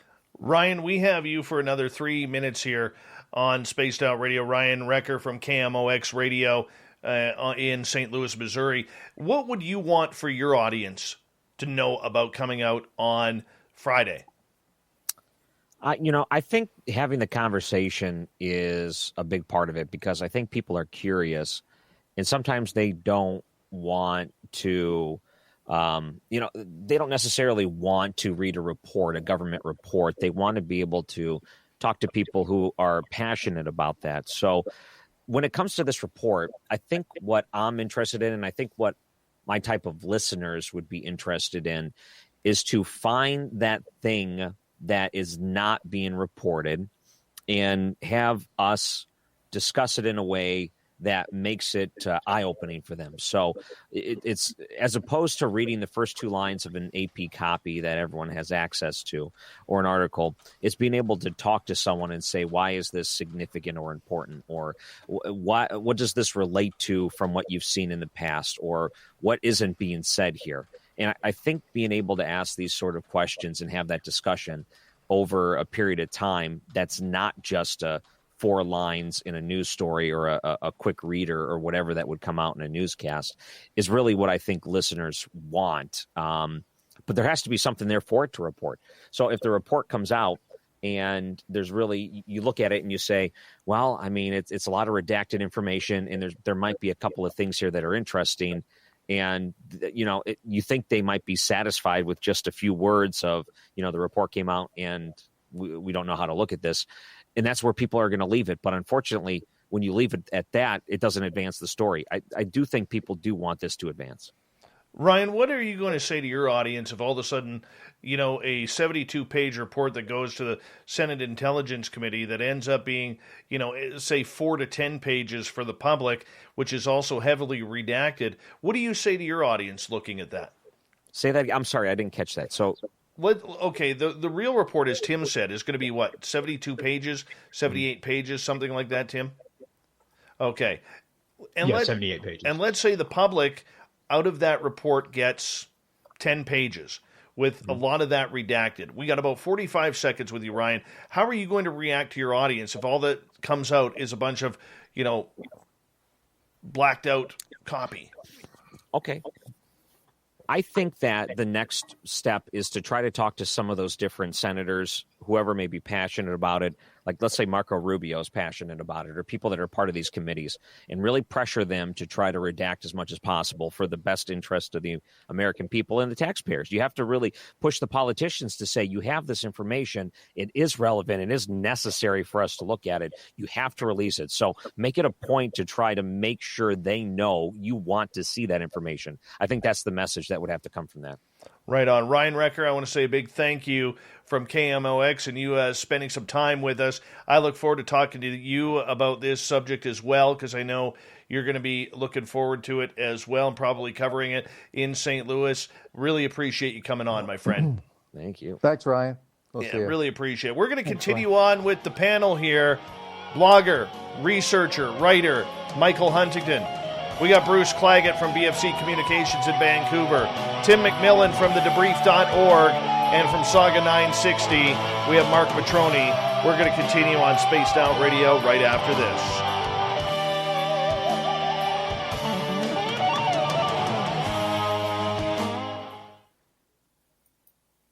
So far, I think this has been pretty solid. This is good stuff. Yep. Yeah, a lot of fun. Dave, I'm thoroughly impressed with all the interactions you get here. Just reading some of the comments on YouTube, it is very impressive. Thank you, buddy. I appreciate that. We worked hard for that. Honestly, I say this all the time, but we have a very brilliant audience. We really do have a brilliant audience, and except for Fap and Vinny, those two are my, I'm Dave, and those are my two brothers, Daryl and Daryl. Right? No, honestly, they're great guys, and we have an incredible audience, an incredible loyal audience, and when you got people that smart in your chat room, they always make you step it up every night. Well, I'm glad that you asked me to do this because I'm probably the least knowledgeable of anyone you invited here, but it is fun to discuss and look at it from this level. Well, you know what? I wanted you here because you have a very important job, and a lot of people listen to your voice, And, you've done me a lot of favors in bringing me on your show over the years. And I wanted to get you on here and kind of show you what we do, too. So thank you for doing this, man. I really appreciate it. Yeah, you're always great, as evidence here with everything you put together tonight. Fantastic show, Dave. And it was very nice to meet you all. And this was real fun to be a part of. So thank you, guys. You know what, Ryan? I think the most impressive thing was watching you scribble notes on this subject right through the entire show. I know. I was taking all kinds of notes. Well, just when someone said something, I tried to write down if I had a thought, because what happens is it goes in and out quickly if you don't write it down. I know that feeling. So far, Will with the best comment. I got my daughter's hair looking tight, so we hopped in the car and went to Mickey D's to celebrate. I did my thing with these braids meal. There's a meal for every moment on the McDonald's $1, $2, $3 menu. Enjoy a tasty McChicken biscuit or chicken McGriddles. Get two of the same or one of each for just $3. Prices and participation may vary. Single item at regular price cannot be combined with combo meal. As Red Robin's voiceover artist, I'm here to explain Bottomless. How do I get across free refills on fries and drinks? Well, here goes. Bottomless at Red Robin means free unlimited refills on the fries and sides that come with every burger or entree. That means free refills on steak fries, sweet potato fries, Yukon kettle chips, garlic fries, broccoli, side salad, soft drinks, iced teas, freckled lemonades, and even root beer floats. Offer doesn't expire until your appetite does. Whew, nailed it. Red Robin. Yum. I'm just here for Dave's beard. Yeah. I get that. Yeah. All right, Ryan. Take care, okay? Thank you. Thanks, We'll talk soon, okay? Take care. Thanks. It was good meeting you, Ryan. Take care. Appreciate it. He's a good dude. All right. Yeah. Tim, what's with your scruff? Is that you like going into the playoffs here of UFOs? That you got to grow the beard or what? Well, you remember? I'm trying to remember if last time we spoke, did I have the long beard? I had the Dave Scott beard as best that I could possibly grow. Oh fuck! And I cut it off, and now I'm going with the. I don't know what would you would call this. I don't know. You're looking damn sexy, though. I'm not going to lie. Damn sexy. Thank you. Damn Thank sexy. you. I appreciate that, Dave. Yeah, I am impressed because all of your viewership and comments seem to be pretty good, man. Like you have a good listener base. Typically, I always tell our people at the debrief, like, don't ever read the comments. Don't ever, just don't do it. Don't do it. Usually it's horrible. Oh, you know what though? I'll tell you the reason. And I don't mean to sound like a jerk here when I say this, but my chat room isn't a democracy. It's a Davocracy. I got you. And hey, it's amazing if you keep politics out and you keep people like, hey, I love snark. Snark me all you want. But the minute you get personal with me or you get personal with a guest or personal with somebody in the chat room, that's where it crosses the line. And the people in here are amazing at policing themselves. And, it saves me a lot of trouble, man. A lot of trouble. That's good. That's good. Yeah, that is good. Yeah, because usually, like I said, people will get on and say horrible things, like you said. Yeah. It's funny that even I just listened to Joe Rogan and Dave Chappelle not long ago, and they were talking about that. And so it's funny. I think people think even big time famous stars are impervious to people saying nasty stuff. But it's like, damn, true. Dude, come on, man. What true. the fuck? I like to tell UFO people, when it's time to be serious, be serious. The rest of the time, just realize it's just UFOs. I mean, it's not. There's no reason to have a jihad. We actually all have the same disease. We're UFO junkies. Sure. So it's true. Not a topic. It's not warfare. It's not a topic that's life or death, and so you're allowed to have fun in it. It can be hugely significant, but it can still be fun. And so I agree. Very with true. 100%, Michael. Very true. Yeah. We got 20 seconds, guys, to answer Aussie Ange's question. Am I in a mood tonight? No, I've just being around my fellow journalists, I decided to actually act a little professional tonight. That's pretty much it. I can't be the shithead I normally am. All right, so I apologize, but I love you all, especially you, Ange, in Australia. Here we go, everyone, with the next half hour.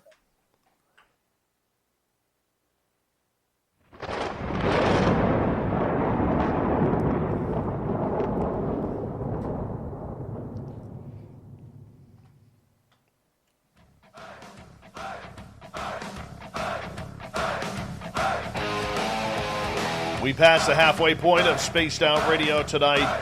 My name is Dave Scott. Thank you so much for taking the time. Really do appreciate earning your listening ears. Want to remind you that if you miss portions of this show or others, check out our free archives by going to youtube.com/Spaced Out Radio. Just do me the favor, hit that subscribe button. Our website is spacedoutradio.com, where we have a plethora of features for you, including rocking out to Bumblefoot and reading up on Captain Shirk's SOR Newswire. Follow us on Twitter at Spaced Out Radio and on Instagram at Spaced Out Radio Show. We continue on with our media panel tonight talking UFOs, June 25th. What is happening? And we have from Saga 960 AM in Mississauga, Ontario, Mark Petroni. We have blogger, researcher, paranormal dweller in everything under the paranormal banner, Michael Huntington. From thedebrief.org, Tim McMillan and Bruce Claggett from BFC Consulting and Communications out of Vancouver. And gentlemen, I want to kind of get into this. You know, one of the things that we have looked into with this subject, Tim, is that this isn't an American subject. We keep looking at it as an American subject, that we need the President of the United States to stand up at that podium and say, my fellow Americans, we are not alone in this universe. But this is a topic that is going to affect everybody, not only in the United States, but around the world. And yet we see countries, and we'll get into it with Bruce and Mark momentarily, Tim, but, you know, you and I have talked about this previously, mostly private, but we see countries like Canada who are absolutely not jumping on the bandwagon as an ally to support the American effort in kind of talking about this story. This subject really is a non-issue when it comes to asking the Canadian government what is going on. So for you, when you look at this story, you're over in Germany, you're covering it for the United States, yet you're covering it as a world topic. Where does this stand in the coverage right now? Well, no, you bring up a great point, and I think that if UFOs adhere to geographical boundaries, then we can pretty much conclusively say, logic would say that means it's a terrestrial thing. However, you know, in looking at that was one of the things when I came to Europe that I wanted to pay attention to. What is going on elsewhere in the world? Because if it's just happening in the United States, then we can narrow it down. It either is the U.S. or somebody who would be interested in what the U.S. is doing. But, you know, I think in terms of the coverage globally, it definitely hasn't trickled out as much as it has, especially in Western countries. I mean, the UK is just now kind of jumping on. There has been some good coverage out of Canada. You know, we reported on it a week or so ago that China came out and not only said that they had their own UAP task force, but they had it for several years. And talking to some of the out of the reporting out of China, talking to some people in China, they're claiming it to be fairly sophisticated. But the question, you know, lies, well, what does Russia think? You know, everybody says it could be Chinese or Russian. Well, what is Russia saying? I asked the Kremlin, they didn't tell me. So unfortunately, but you know, it's interesting because there's still this weird suspiciousness. And that was when, in speaking to China about their UAP task force, it was the same sentiment where, well, it could be U.S. though. You know, you got the United States saying it could be China, China saying it could be U.S. I think everybody, it's going to take one of these weird Spider-Man memes where everybody's pointing at each other and saying, it's you, it's you, it's you, until everybody says, okay, wait, no, it's really not you. No, it's not you. I think if you're able to achieve that, that's one of the things I would like to see wholeheartedly, because if it's not something that does have a very easily or prosaic explainable definition, then I think it is one of these interesting topics, kind of like space exploration, where we can work together. even normal adversaries. You see that with Russia and the United States. They talk a lot of trash. They hack each other's stuff. They do all sorts of things to each other. But if you look at the Russian and U.S. space programs, they work together very, very well. But I have not seen, that was a long way of getting around to, I think, your question. I have not seen the same level of interest take off here in Germany by far, or anywhere else other than probably the UK, a little bit in Australia. A lot of kind of propaganda, state-run stuff out of Russia.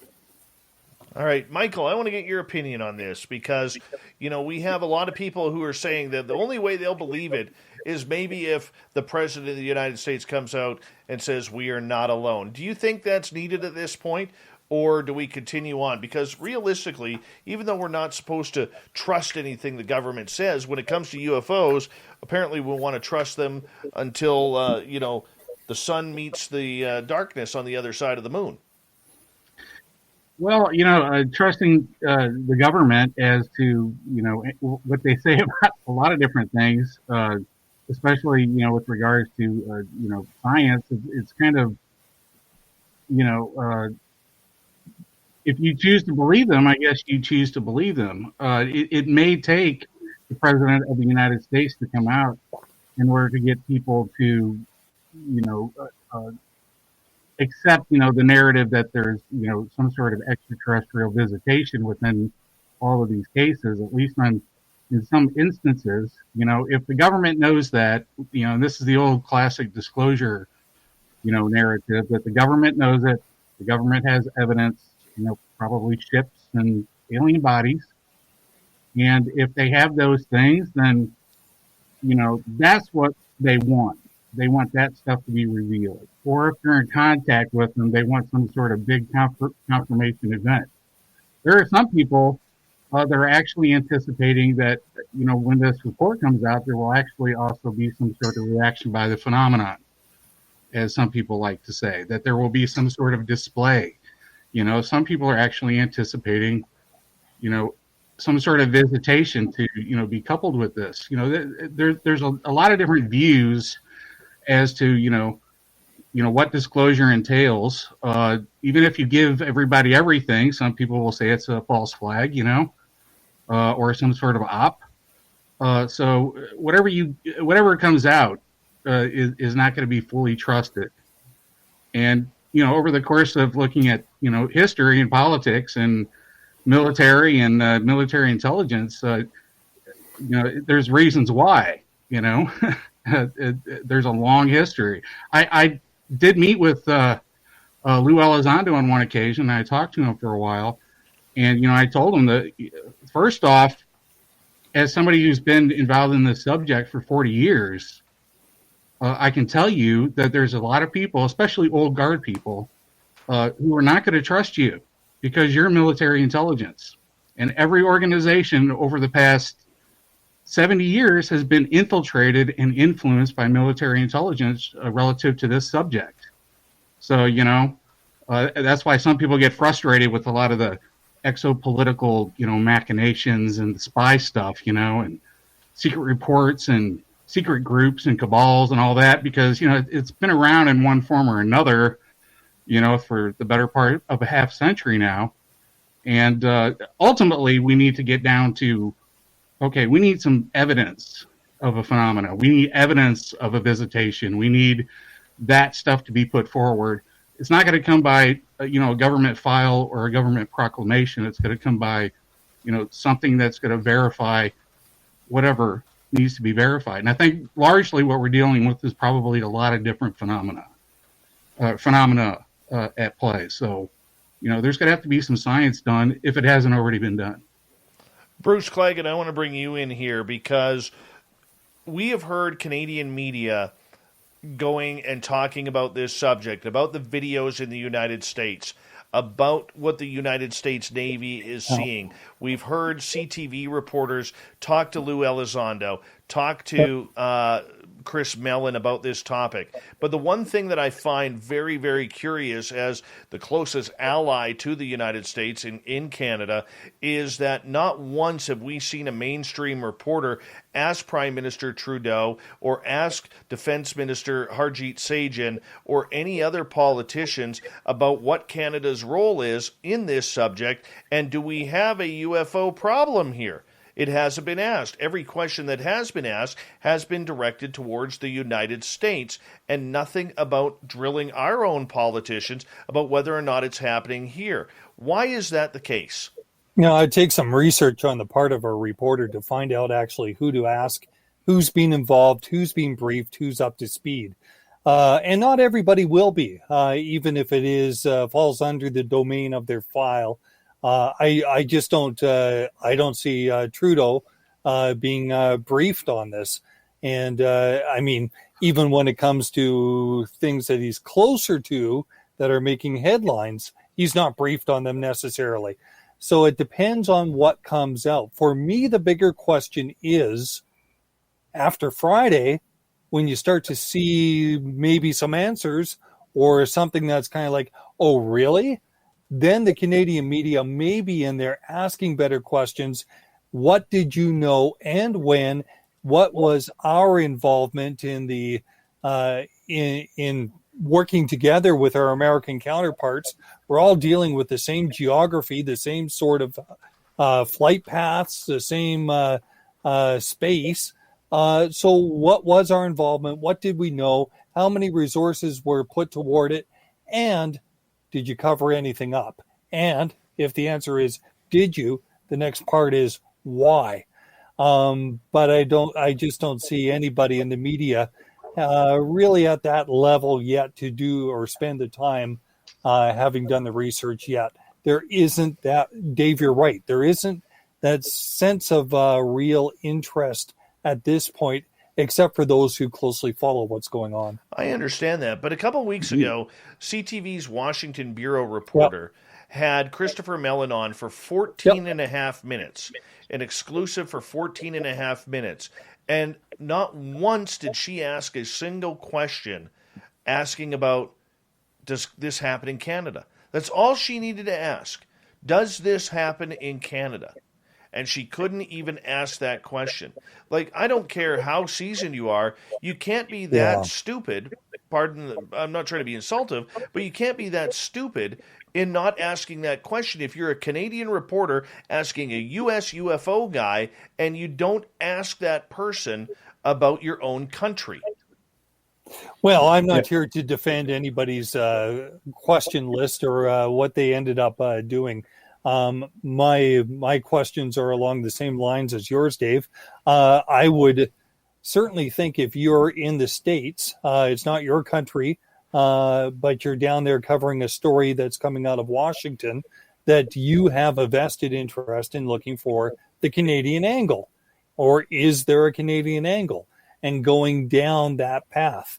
So that would be my line of interest there. That's why you are there. Otherwise, why not just simply run American reports for an American audience?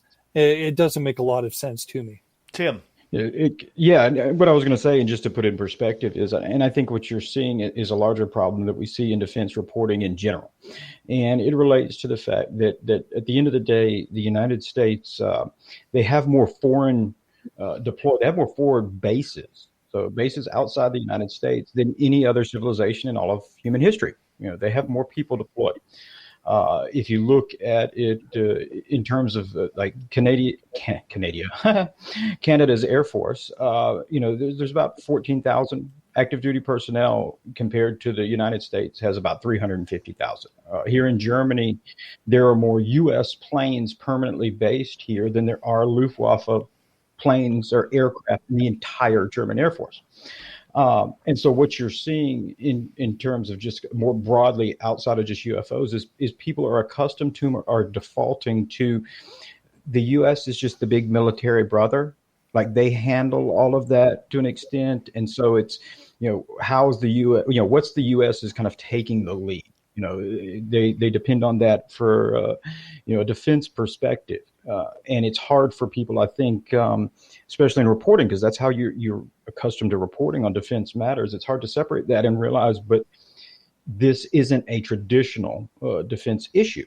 And if this isn't a foreign adversary, it's not adhering to traditional defense matters. And so it doesn't care whether it's over Canadian airspace, German, Russian, U.S., it doesn't matter. And I agree exactly with what you're saying here, wholeheartedly, because it is an international matter. And so that kind of propensity to just default to the United States when it comes to defense matters, you lose your voice in that. And I think that's probably one of the things that frustrates you, is you're losing your voice to it, because is the United States doing enough to answer any questions about incursions or issues that are going on in Canadian airspace? And I think if you're going to be the United States and you're going to be this world military power, and you're going to have more aircraft in Germany than Germany has itself, then I think you have to be open to answering that for those countries and for those citizens. Or wholeheartedly, I think I agree with you 100%. I think that the different foreign journalists need to kind of break away from that default to the United States on all defense matters. Well, here, I'm going to drop a couple of bombs here that I have tried to talk to other journalists about in this country, and none of them have jumped on the story. I'm talking about 10 different journalists. Bruce, you and I had some private conversations about this.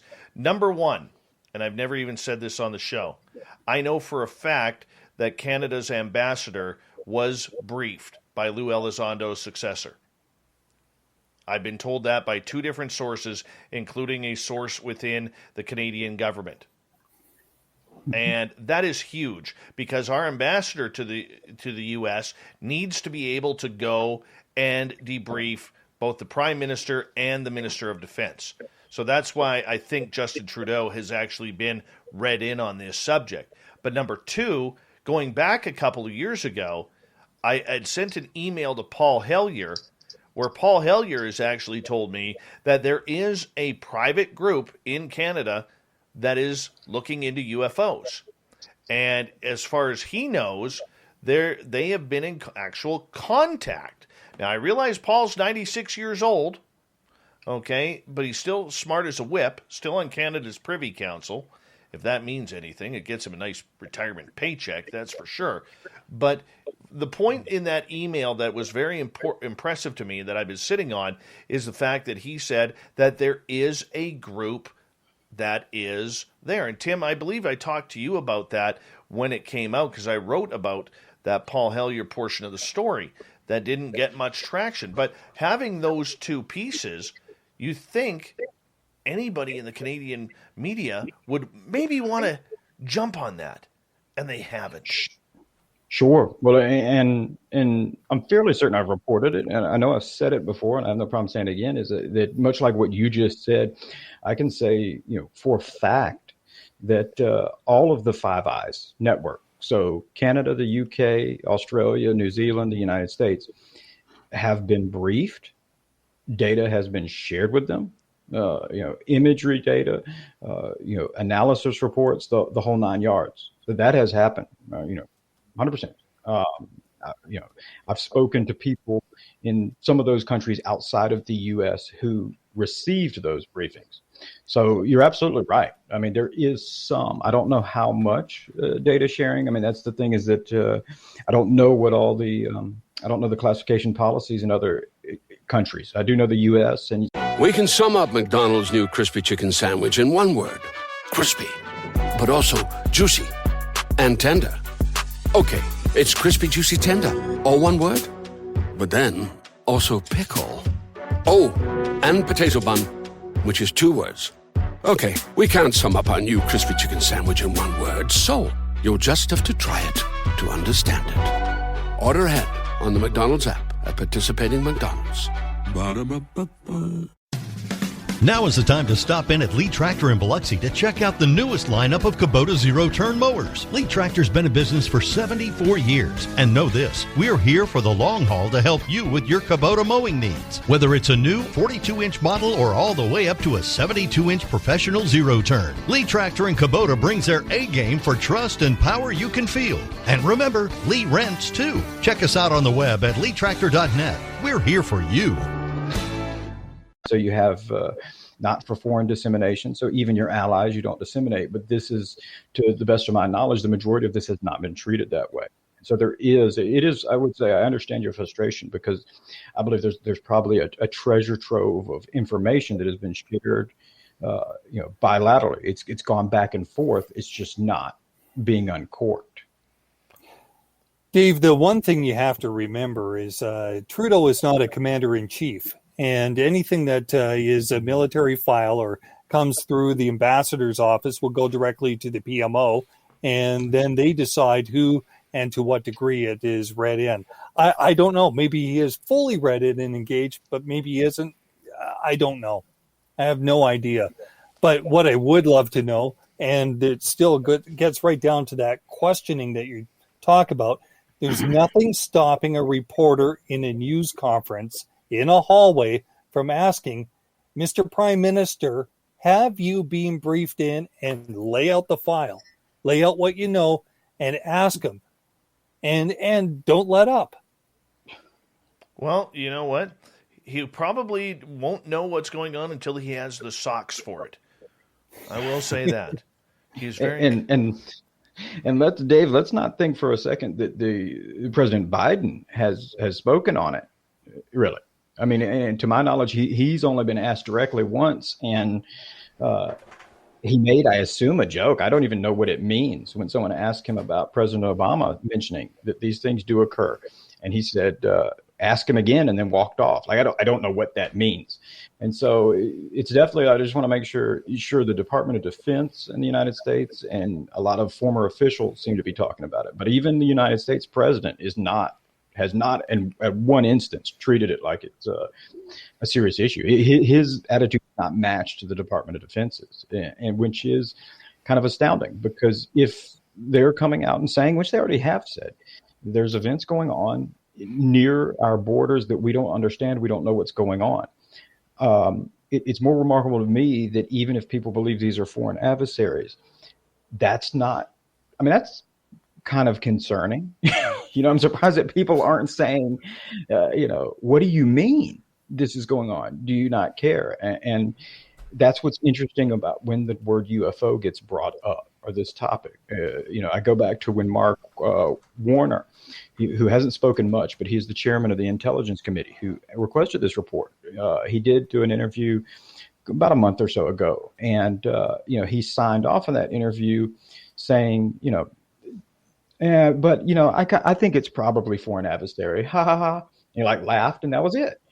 And in my mind, I'm thinking, as a reporter or as anybody else, why are you not stopping going, well, wait a minute. You think it's a foreign adversary? You're the chairman of the damn Intelligence Committee. Are you going to tell me that you think that's your cue? And that's why you have to listen and think. Right. Yeah. You're like, what do you mean? Why is this not a bigger deal? Why are you laughing? That's like, hey, I think there's a suspicious package outside. Oh, don't worry. It's a bomb. Let's go about our day. That doesn't match. And so little things like that, like holding them feet to the fire and saying, wait a minute, if you truly believe that, why are you not making a bigger deal out of it? My answer to that would be that they don't. Maybe I'm naive, but if they really believe that this there was a potential, another 9/11 or Pearl Harbor type event could be lurking, I would hope and pray that they would treat it a little differently than it's probably just terrorist. All right, have a good day. And that's a danger, Mike. I mean, are any of us allowed to speak on this, Mike? Like the Prime Minister of Canada, the President of the United States, as far as you know? Well, I think between Canada and the United States as being partners in NATO, there's probably, certain rules and regulations that, they have to consult each other, I guess, before they would reveal, any sort of national defense secrets that could affect both of them. I don't know. I'd be interested to know what the Biden administration has been briefed on relative to this, and if any of his national security advisors have brought this up as something that's going to have to be, because if there's a disclosure event that's going to happen, which I don't think it's likely, you would anticipate that sort of thing, interaction between different governments. I don't think there's been that as far as anything that I've heard. I mean, even within the rumor mill, there hasn't been that sort of thing. So my guess is this report's going to be pretty much a self-contained sort of thing. It's not really going to answer the big questions or give people the answers that they think or want or anticipate. How it gets played out between the different countries, I don't know. I don't know either. My friends, I'm going to get you to hold on right there because we are going to go to break here at the top of the hour. Tim McMillan, Bruce Claggett, Michael Huntington. Somewhere out there is Mark Petroni, who lost signal. I think they're having a weather pattern out there in Mississauga, and he's lost signal. He's trying to get back in. The UFO Media Roundtable continues. The panel, very strong tonight. One you're going to want to listen to on the replays as well. Hour 3 is next.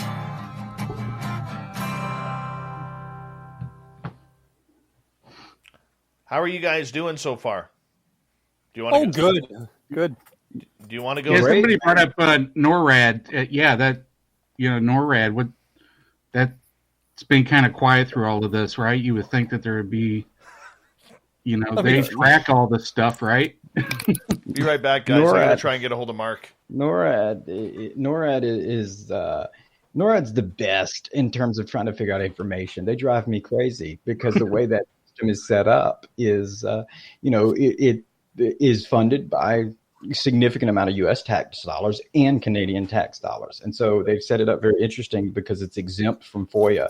It's exempt from any information. And you're like, well, this is silly. It's even more silly because I think the Canadian government actually will provide more NORAD information than the U.S. And you're like, but all the NORAD station, the headquarters is in damn Colorado. What do you mean you can't tell me this or that? And I've always said one of these days, if I ever get the money, I'd love to fight a Watergate-esque battle against NORAD in that at least provides some transparency to everything, to anything. And I think, Bruce, I think you mentioned this earlier.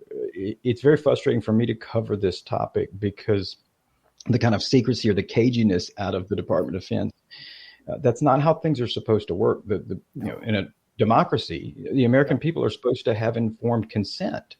We can't.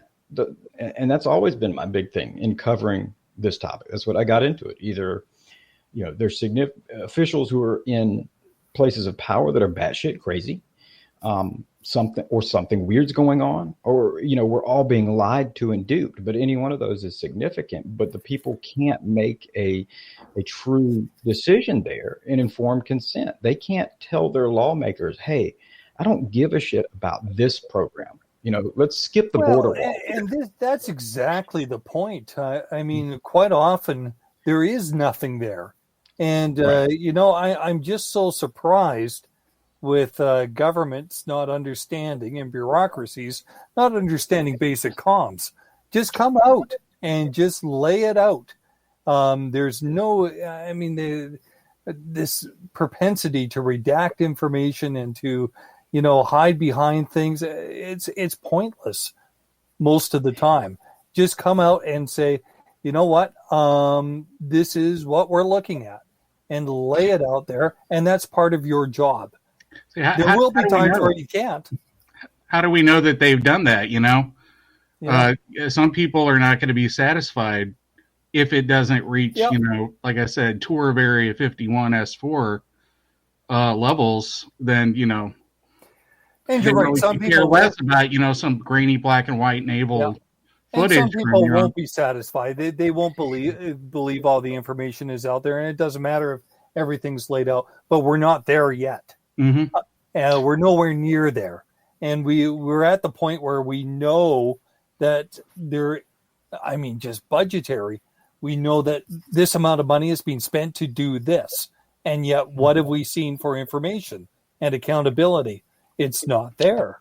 And you got to get to that point before you even look at anything else. It's amazing.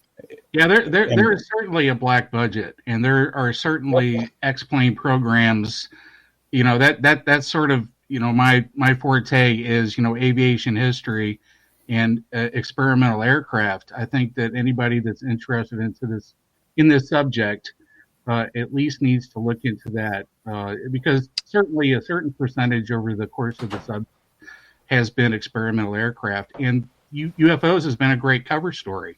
That's undoubtable, So how much of that is going on now? How much of it is cover for stuff that maybe we've developed, or maybe foreign adversaries have developed some sort of hybrid drone, or something that can do things, or maybe there's something else going on with holographic projection.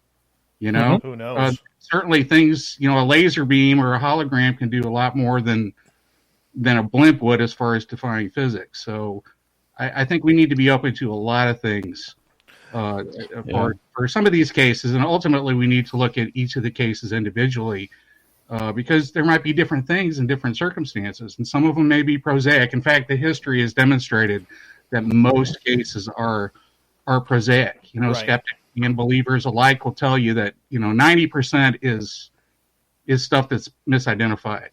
Gentlemen, I'm gonna hop right in here because we only have about a minute. Mark lost the internet. That's what would happen there. So he's not going to return, unfortunately.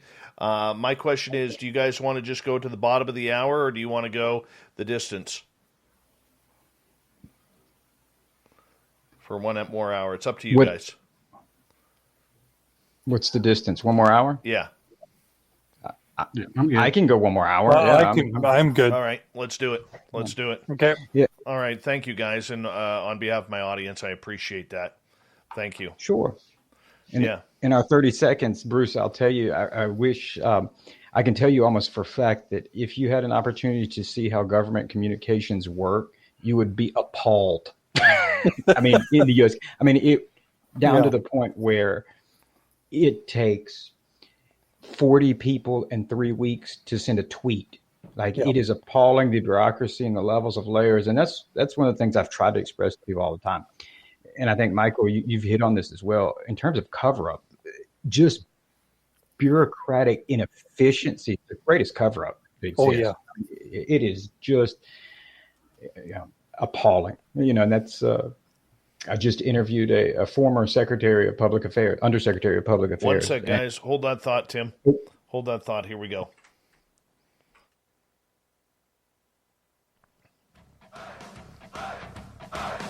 Would you like to connect with us? Head to spacedoutradio.com for all your latest show info. Now, back to Dave Scott and SOR. Third and final hour of Spaced Out Radio is underway tonight. My name is Dave Scott. Thank you so much for taking the time to join us. We really do appreciate earning your listening ears wherever you are on this beautiful planet we call Earth. Want to say thank you to everyone tuning in on our terrestrial affiliates around North America and digitally on TalkStream Live, Revolution Radio, and KPNL. All of our archives are free for you by going to youtube.com/Spaced Out Radio. Just do old Davey the favor, hit that subscribe button. The Desert Clam has set the password for tonight in the SOR Space Travelers Club.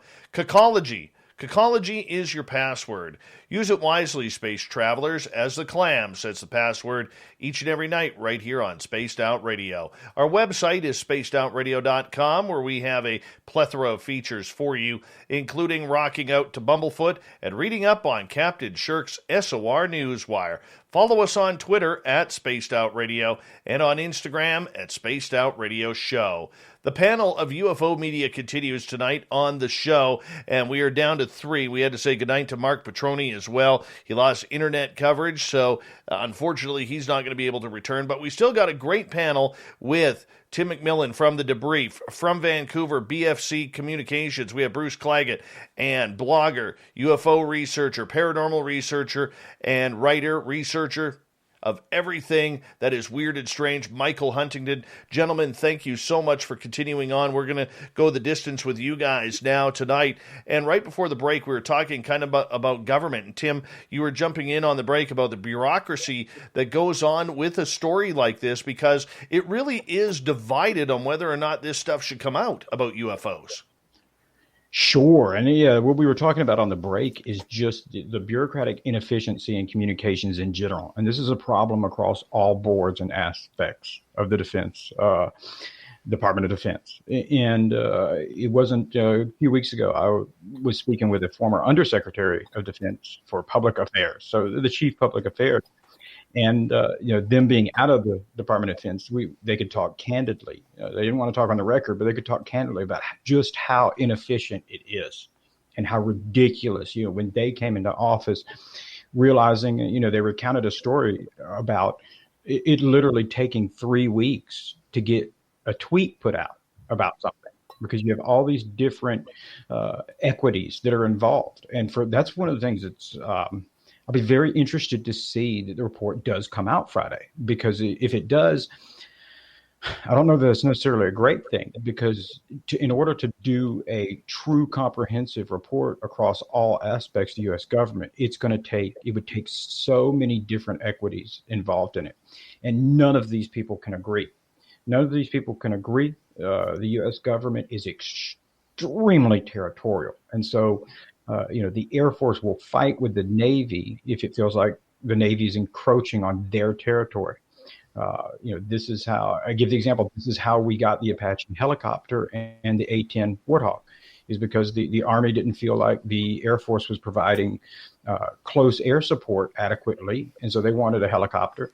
The Air Force felt like that was BS. It was their job. So each of them just spent billions and billions and billions of dollars to develop their own things. Like, he's like kids that got mad and said, I'm going to take my ball and go home, except it's billions of tax dollars. And so it really, really is. I mean, that's one of the things that just, it's so cumbersome. You can have so many people. You could have 10 agencies or entities agree and say, yeah, let's do this. And then one go, nah, I don't like it for X number of reasons. And it can just throw a whole monkey wrench in the whole deal. I do believe, any report is going to go. I mean, it was the Intel Committee that requested it. So it was Congress that requested it. So that report's going to go to them first. And if indeed they're going to release it publicly Friday, which like I've said, I have no reason to believe that they are, I'll be honest. But if they are, I would anticipate, because it would go to Congress first, by Wednesday or Thursday, we'll know. In fact, by Wednesday or Thursday, I imagine someone will report on that, because you have reporters, DC bureau people who are deeply embedded in the different committees and everything, and well sourced. I think that they would get copies of it. They're good at that. And so, everybody keeps waiting for Friday as the day, but I'd be on the lookout for, it could be as soon as today. It's Tuesday for me here in Germany, or it could come, Wednesday or Thursday. You could find out whether that report's coming and what it's going to contain. Michael, what do you think that report is going to contain, considering the bureaucracy? Is it about the secrets like Stephen Greenstreet spoke of? I mean, I don't see us getting into Roswell. I don't see us getting into Phoenix Lights or anything previous to the 2004 Nimitz incident. I think it's all a controlled variable that they want the public to be as stupid as possible on this topic. They don't want to give us knowledge. Well, I don't know if that's the case. I do agree with Tim. I don't think that really this it's going to be. It's not going to be a comprehensive report. It wasn't a multi-year study like Project Blue Book. This was something that came in, snuck into a budget and sort of caught some people with their pants down. So, then once the politicians took it serious, and the naval intelligence and all those guys had to start, looking into it. Word is they didn't have the whole, of the military force looking into it. It was probably just a handful of guys, as it's always been the case, with this subject. A handful of people, generally not versed in the subject, maybe some scientific background a little bit here and there, certainly military intelligence background. So it's not going to be really comprehensive, and it's not going to be, full history of UFOs, with an analysis of all the different, projects and and all that, there may be some reference to that this subject has been around.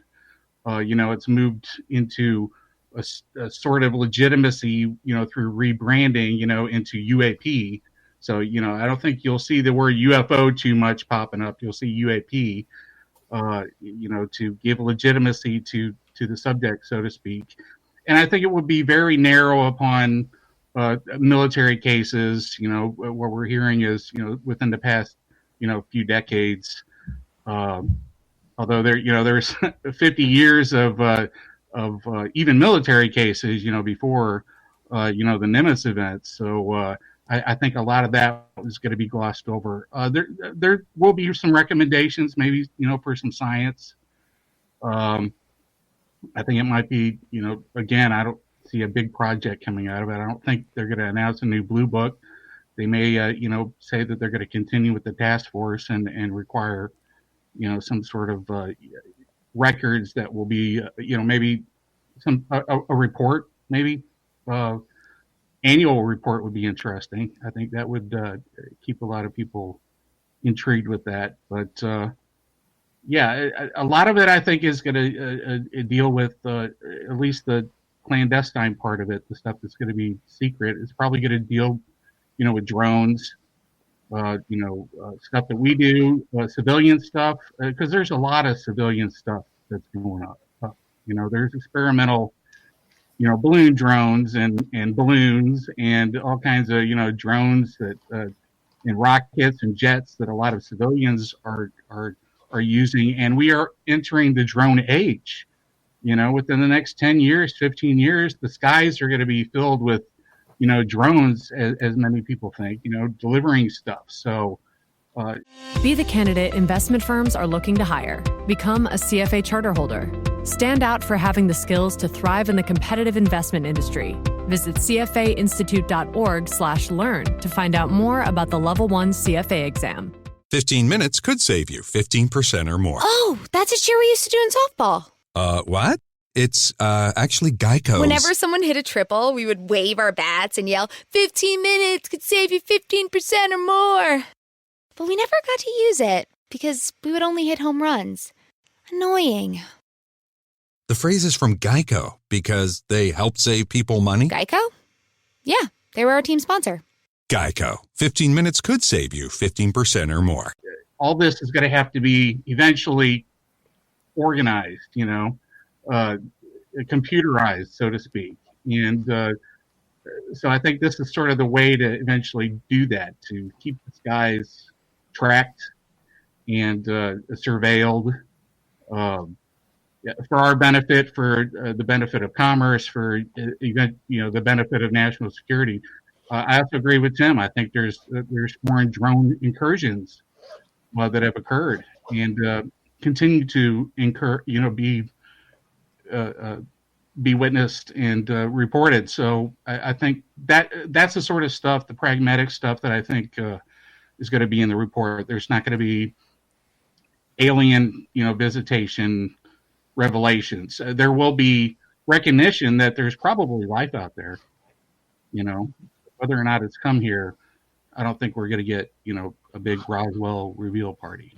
Tim, I want to ask you before I bring Bruce in, what would be the impact if Luis Elizondo and Chris Mellon, when they go public, stopped using the countries Russia and China in their sentences? How long do you think it would be before the media picked that up?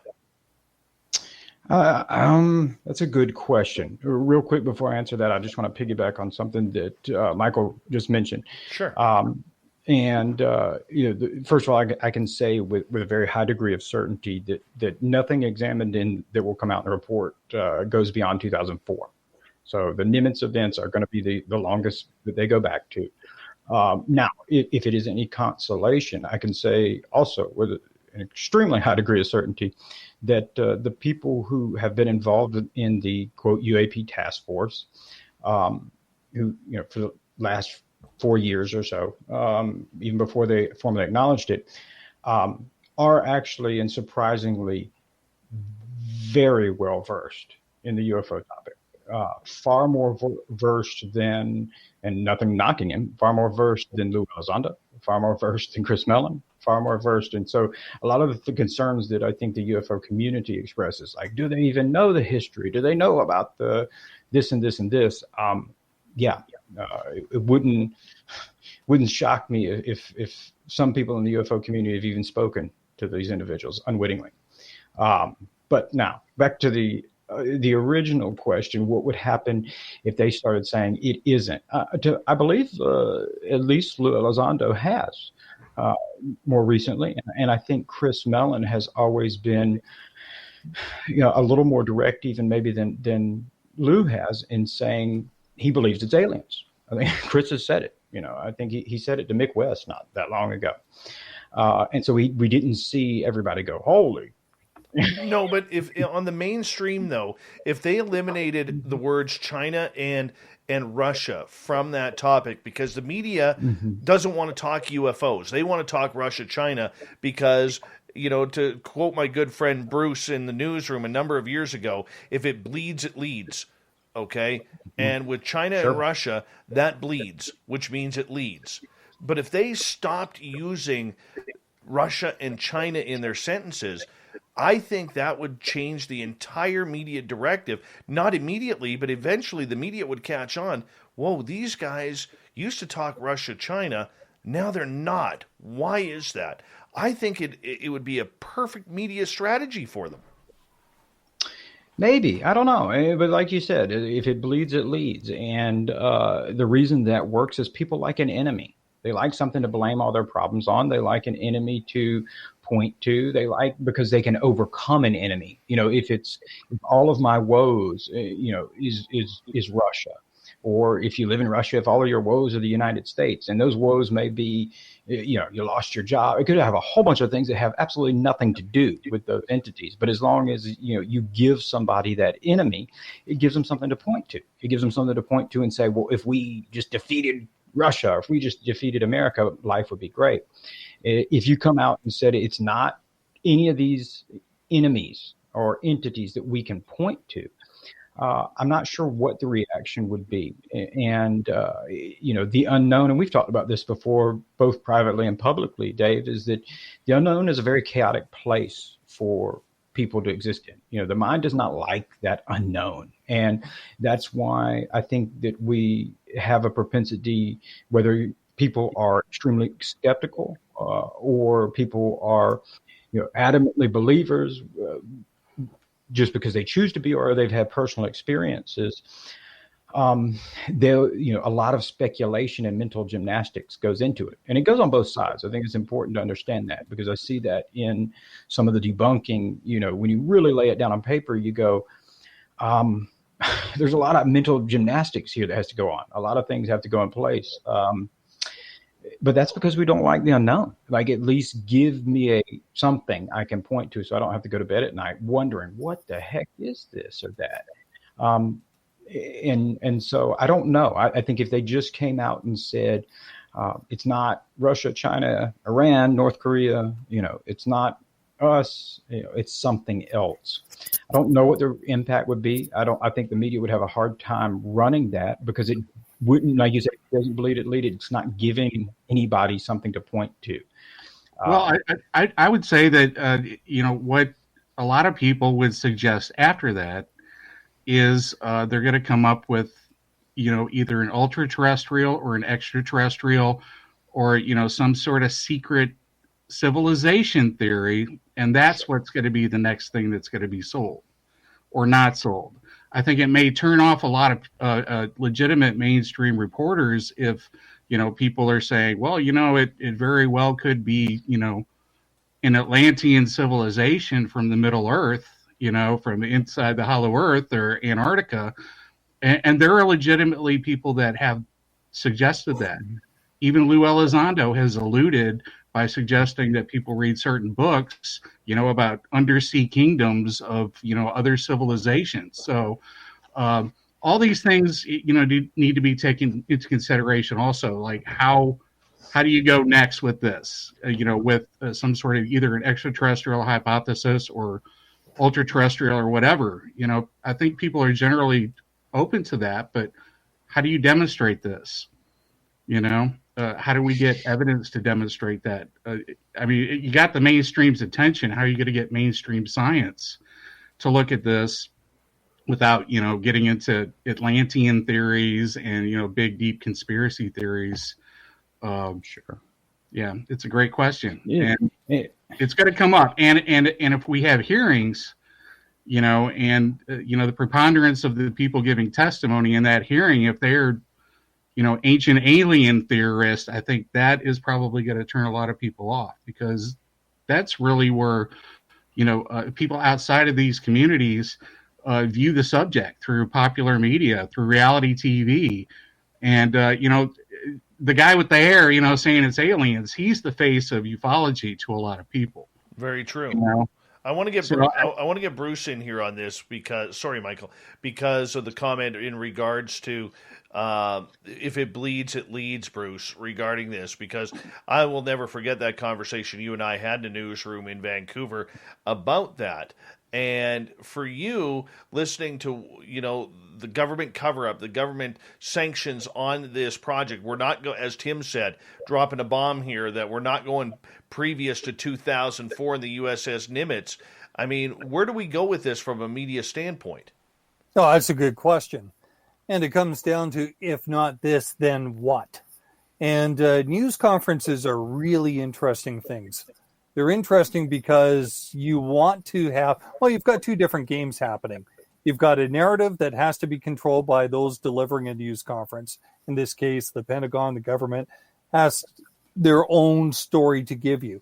And as a reporter, you've got the job of representing the public and acting on their behalf. And journaling, that's what a journalist does. They observe, they journal what is being said.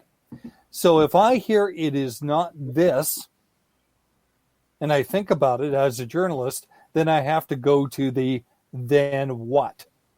And here's the sad part of that question. There may not be an answer. And if there is not an answer, boy, now we're in a whole different game, because there are so many people right now looking to Friday for an answer. And you know what?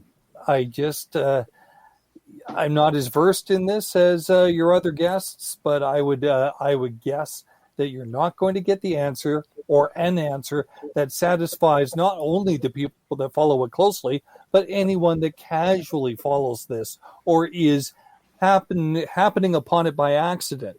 And you're not going to get an answer. And then that just leaves you not satisfied. Best thing a journalist could do is start to ask questions.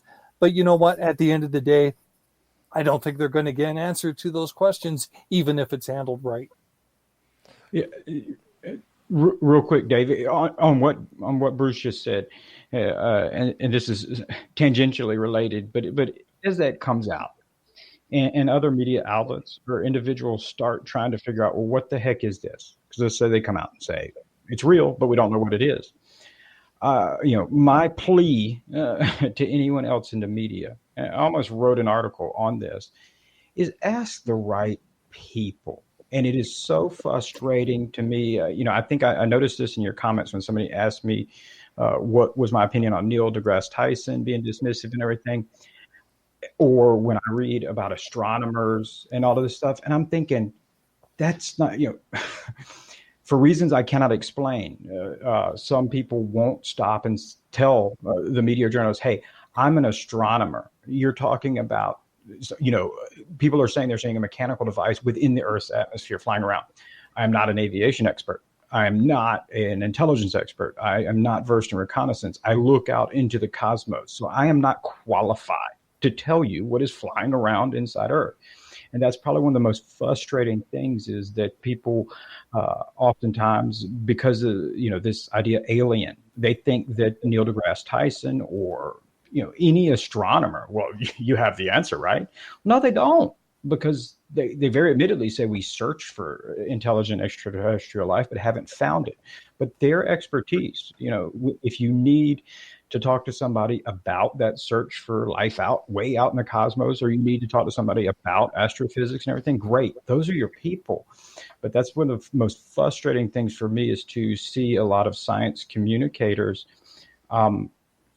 offer the opinion as if fact about intelligence matters, about the Department of Defense, about military, and it's like you're not. It's nothing against it. You're just not qualified. Like it's not your beat. It's not an area that you cover, and in some instances, it's kind of the Dunning-Kruger effect. You're just because you're an expert at one thing, it qualifies you to comment on anything. And I think that appeal to authority is very strong in the public. We know that. If it has PhD behind the title. Then people are like, oh, well, he's a doctor. He must know, So that this is less of a commentary, but more of a plea out there, both the public to demand, let's hear from some people who may be qualified to give this, some former intelligence people who've written intelligence analysis reports who can tell us, well, what does that mean? What does that really mean? Or aerospace engineers. Let's let the astronomers talk about astronomy. It's a fascinating subject. I love it. I want to talk to them about that. But I don't know that astronomers are qualified to talk about UFOs. Yeah. Very true. Very true, gentlemen. We have 30 seconds before we have to go to break here. In regards to your comment, though, too, Tim, take it in a different world. Even when the first narrative of the UFOs started hitting the public under the To the Stars Academy, you and I had long talks, both on the air and off the air, about how the media was not doing any point-counterpoint and was not investigating or interviewing people such as yourself or Richard Dolan or Grant Cameron or anybody along those lines who've been covering this subject for years. And I think that goes back to the ball being dropped on this subject entirely, and now we have a giant mess of UFO garbage on the ground, and we're trying to sweep it up, but we don't know if we can.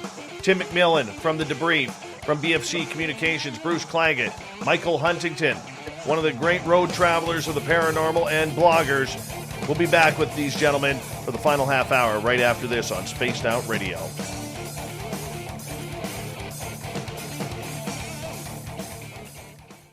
I'm going to recycle my beer. I'll be right back. Yeah, no problem. I tell you what's interesting, Dave, is I've talked to some physicists, recently about it and everything. It's interesting that they seem to be more open to this kind of interdimensional theory than alien. Actually, they directly said that. They're like, I could be more open to some sort of dimensional, extra dimensionary type something than I am aliens visiting from afar. And so, I think that's why I'm always cautious. Everything's on the table till it's not, and I think that helps taking people off. But I read the Washington Examiner did a good job. I think they had a guest contributor who was a physicist, and it was an article entitled, I think, How the Navy could Catch UFOs or something. And he put it in a physics perspective that, what if these were fourth dimension type objects or something, and how you could prove that by setting up cameras at different angles. If you captured it on one angle and then a 90-degree angle, it would appear 3D in one and two-dimensional in the other. That's fascinating. I think that's kind of and hopefully it will see more of that if indeed the report comes out saying, yes, it's real, but we don't know. And that goes back to what I mentioned earlier, that now it's time to start saying, well, what is it? And I think you need everything in terms of what is it? What is the state of Russia's aerospace technology? What is the state of China's? For that kind of stuff, for me, I'm going to turn to the China experts. I'm going to turn to the Russia experts. What is the likelihood it could be interdimensional? I'm going to turn to those physicists who that's their expertise. That's what they've done. They've done experiments and considered this stuff. Yeah, but you look at how Avi Loeb from Harvard got absolutely crucified for coming out and saying he believes that Oumuamua was a spaceship of some sort. Oh, yeah. Well, and, I wrote a big article on Loeb and interviewed him several times. And that's what's interesting about the topic itself is that it shows off a lot of human. There's a lot of humanity in the subject, if nothing else, because it kind of shows off our own biases or how we feel comfortable in the world around us. Yeah, but Tim, and we'll get into this in the next break. I'm just going to write this down because sometimes I'll forget. We'll get into where is the trust okay? Because, and I don't want to get too much into it and ruin it through the commercial break here, but there is very little trust in what we got going on. I mean, I think everybody shit themselves laughing when NASA came out and said, oh, well, we're finally going to start studying UFOs. You know, I mean, really, you guys have been known, and whistleblowers have come out that you guys have been scrubbing photos for years on this, and now you're going to come out and hop on the game like, oh, well, we're going to start this? I mean, it's the same bullshit as SETI or the SETI Institute. You know what I'm saying? Where they're saying they haven't caught anything outside of one signal back in the 1970s or whatever the hell it was, right? It's just ridiculous. But we'll get into that in the next half hour, you know? Sure. Yeah. Well, it definitely is, you know, but at the same time, it's hard to kind of parse through what is, what's just making sense of the world and what's not, you know. For some people, I think that's, you know, it kind of fuels both sides of it. Either there has to be a cover up or it's debunked and there's nothing to it. True. Because it makes sense of the world. You know, very true. Very true. The idea that the Air Force or NASA or whatever, you know, wouldn't be looking into it seems absurd. Exactly. You know? Exactly. And we'll get into that, guys, when we come back. Okay. Here. Got to tell you a quick story. So yesterday I take my son out for Father's Day and we go shopping, and we went up to one of the sports stores up in town, get myself a pair of shoes and get him a new pair of shoes. And I give him my bank card so that way he could pay because it's Father's Day and I shouldn't pay. So I give him my bank card to pay. And so I'm showing him how to use the debit machine. And he punches everything in, and then afterwards, the lady behind the till gives him like a gift card because we spent so much there that they gave us a gift card, a $30 gift card for the next time we come on in. So that's cool. He goes, so Dad, what do I do with this? I said, well, normally you put it in a wallet. He's like, but I don't have a wallet. You know, so we had to go over to Walmart next to get him a wallet. My God, I forgot how much a wallet means to a kid in growing up. Totally forgot. He came home and he literally empties his entire piggy bank and it's all in his wallet now because he wants to feel like he's got something to offer now, right? Hold on, guys. Here we go.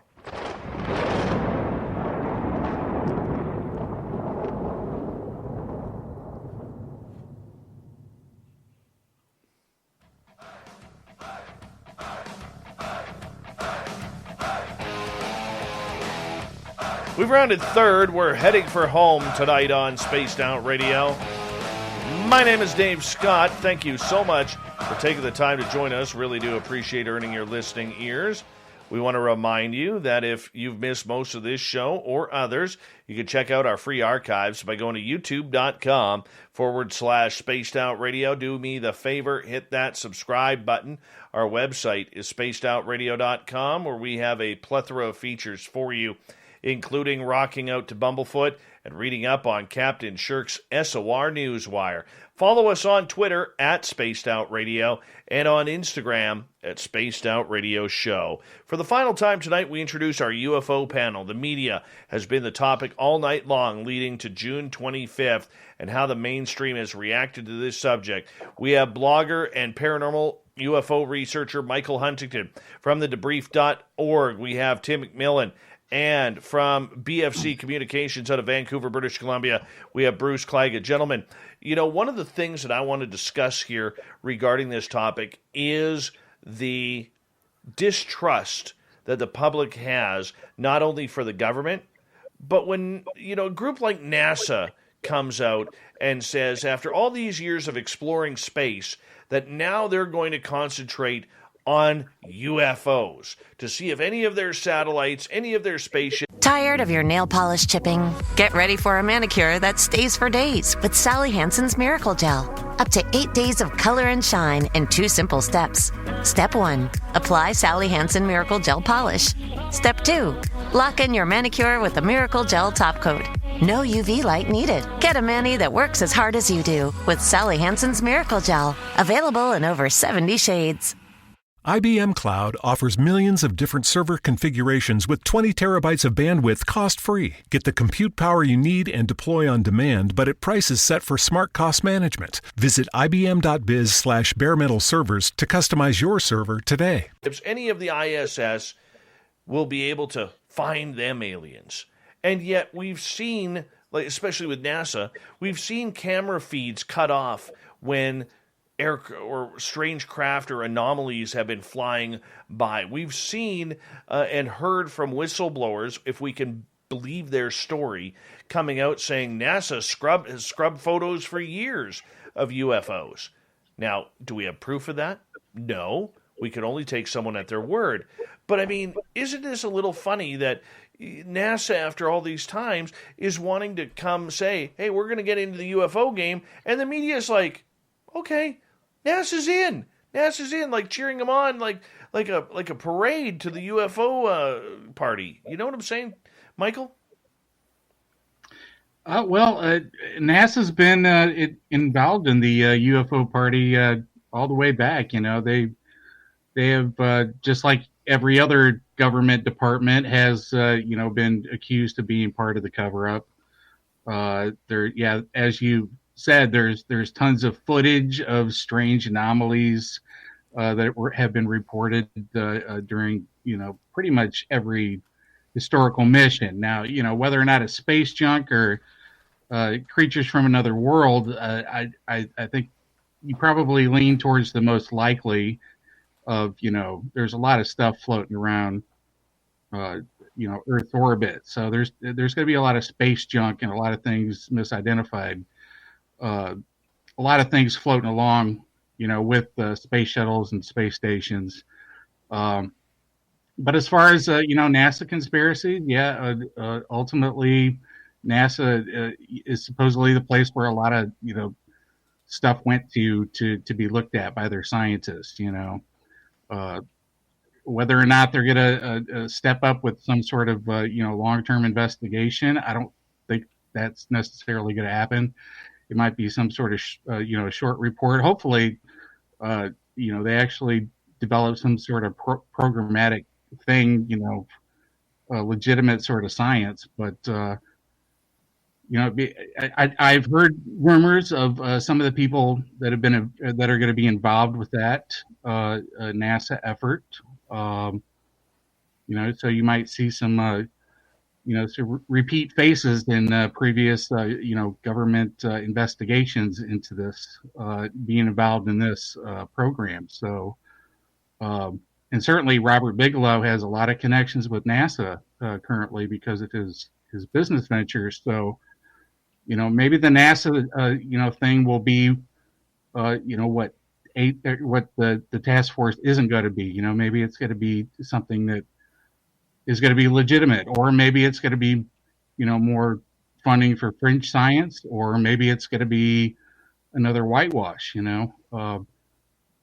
There's a lot of there have been a lot of different administrations with a lot of different leadership under a lot of different political entities over a multitude of decades. So we're not dealing with a monolithic thing. The Air Force from the 50s is different than the one now, and the Navy and all the different intelligence groups. They have a long continuum, but a lot of stuff. You're not dealing with a lot of the same people, so it's probably not the same cover-up. Whether or not they're going to be competent enough to bring some actual science, that'll be interesting to see. Bruce Claggett, let's get you in on this one. How do we earn that trust? How do we build that trust that we can trust what the government is telling us, without feeling that we're being covered up? We know the cover-ups are happening. As Tim said earlier, they're only going back in this new report to 2004 Nimitz case. They're not talking about Roswell or Phoenix. Or NASA now coming out, like Michael just said, about coming out and talking that they're getting into the UFO game. I mean... Well, you know what? It's like when you... When we...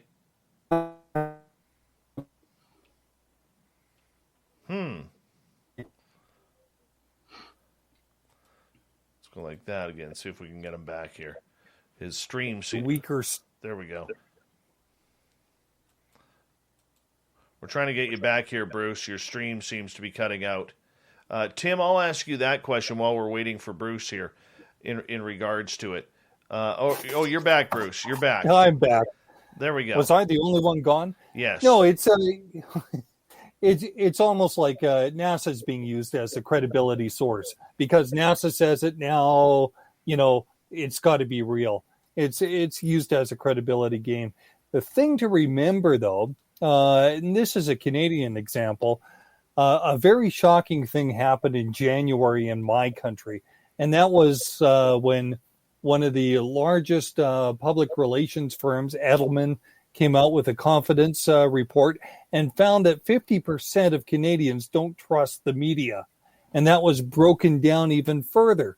So now you still have this lack of trust, period, but it's moved over beyond government to the institution of the media, the estate of the media, and the trust isn't there. So now you're grasping at... I think you went to say grasping at and straws. to find some sort of credibility. And I was like, yeah, well, there you go. And this latest one is, of course, NASA. Got to be true. Well, look, even NASA's doing it. And that's speaking to the greater mass of people, not people that follow this closely. It's just the uninitiated masses. That's all it is. It's ignorance on the media people part, too.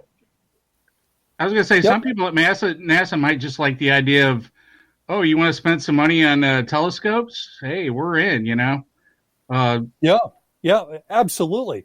Now, budgets are a big thing, and now you've got a reason to get more people interested in the branding of NASA.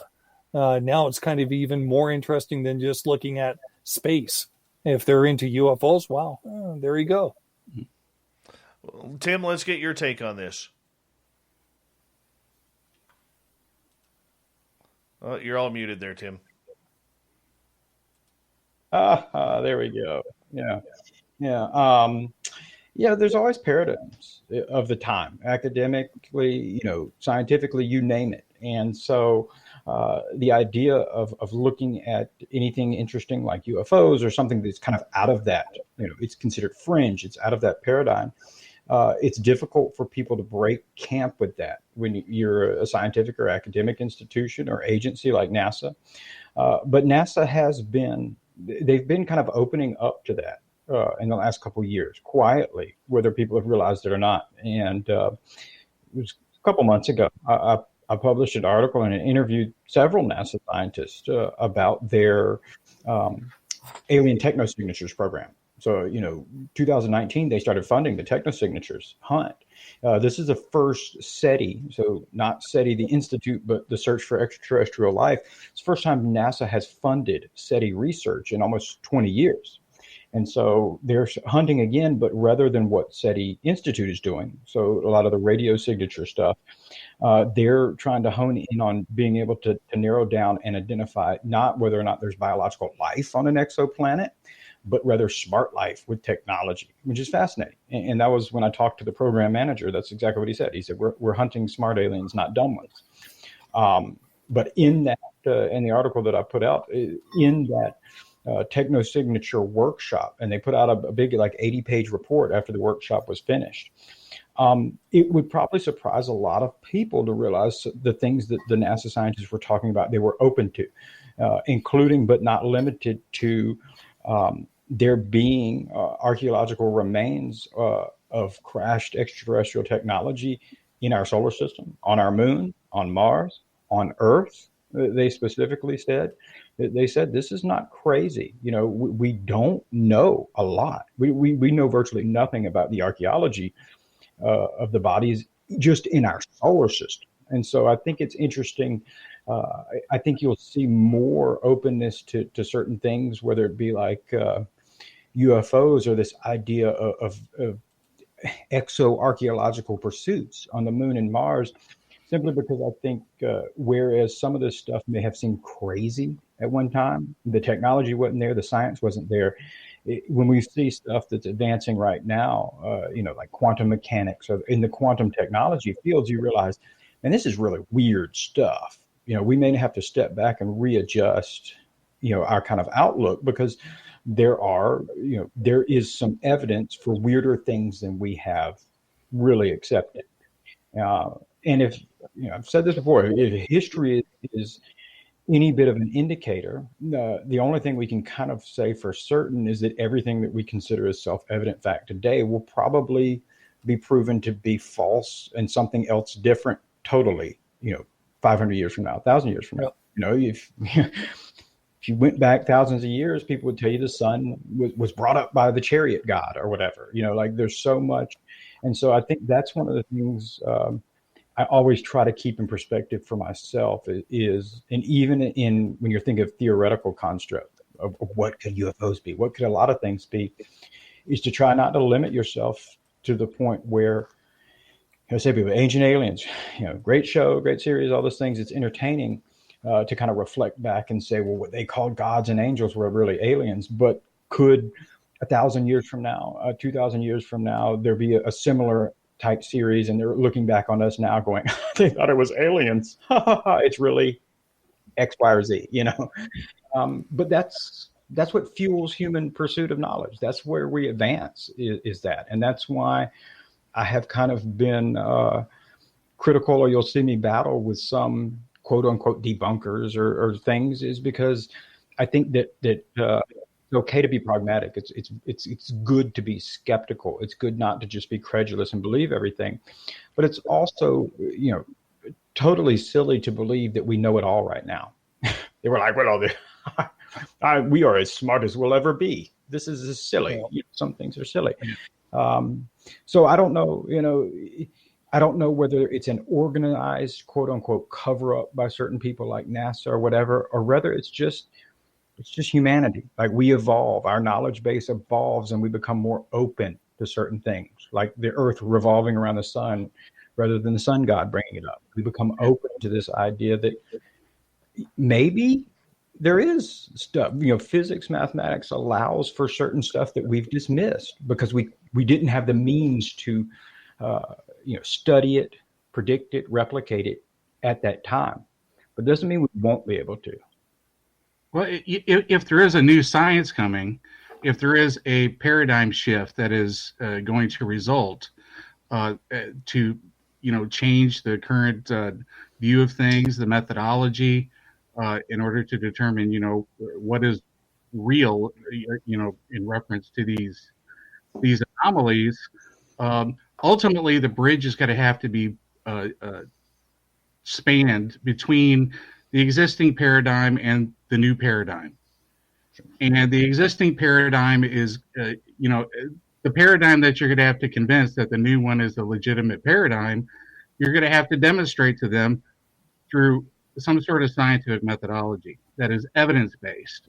And you're going to have to present it professionally to academia, and you're going to have to eventually build up some sort of consensus, a view of reality. People are going to have to, recognize that there's a paradigm shift. But, that gives us all the problems of, when you're dealing with something, a phenomena or phenomena that is hard to measure, it's hard to pin down. What do you have to present, to existing mainstream science? And what has ufology done? Largely, ufology is not really done, science that can be presented to scientific establishment. And that is what's going to happen. Ufology is filled with amateurs, largely. There's a scientific coalition for UAP studies. There are legitimate, scientists that are willing to look at this and willing to, write papers. We need to get back to that, I think.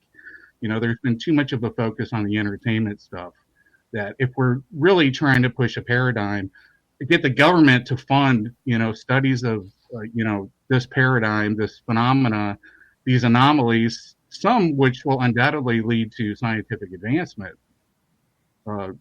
Whether it's mundane or not, if people are seeing things, we need to know how that works, within our reality. maybe we can get some funding from government. I'm not hopeful about the government part, but I think what the community needs to do is try to, start funding some projects, start getting some of the scientific data, and start presenting that, to scientists, mainstream, and politicians. And it can't be an episode of Ancient Aliens. It has to be, astronomers helping, to determine, study cases and analyze data and deal with probability and all that. You need those sort of approaches. Hopefully we can get to that, but ufology needs to get itself in order. I think, it can't just howl at the politicians and blame science. You didn't pay attention to us enough, because science sees it as a demarcated thing. Ufology is a pseudoscience. It uses the terminology, but it doesn't actually produce any sort of thing that is studyable. Heshtelen maybe is someplace, where it's localized long term, but elsewhere that hasn't existed. And maybe we need to get back to that sort of approach if we're going to build up, evidence to help support changes in the consensus paradigm. Sure. Well, we will see what's coming down as we got about 3.5 minutes to go here. I've got time to give each and every one of you a final word here. And Bruce, let's start with you.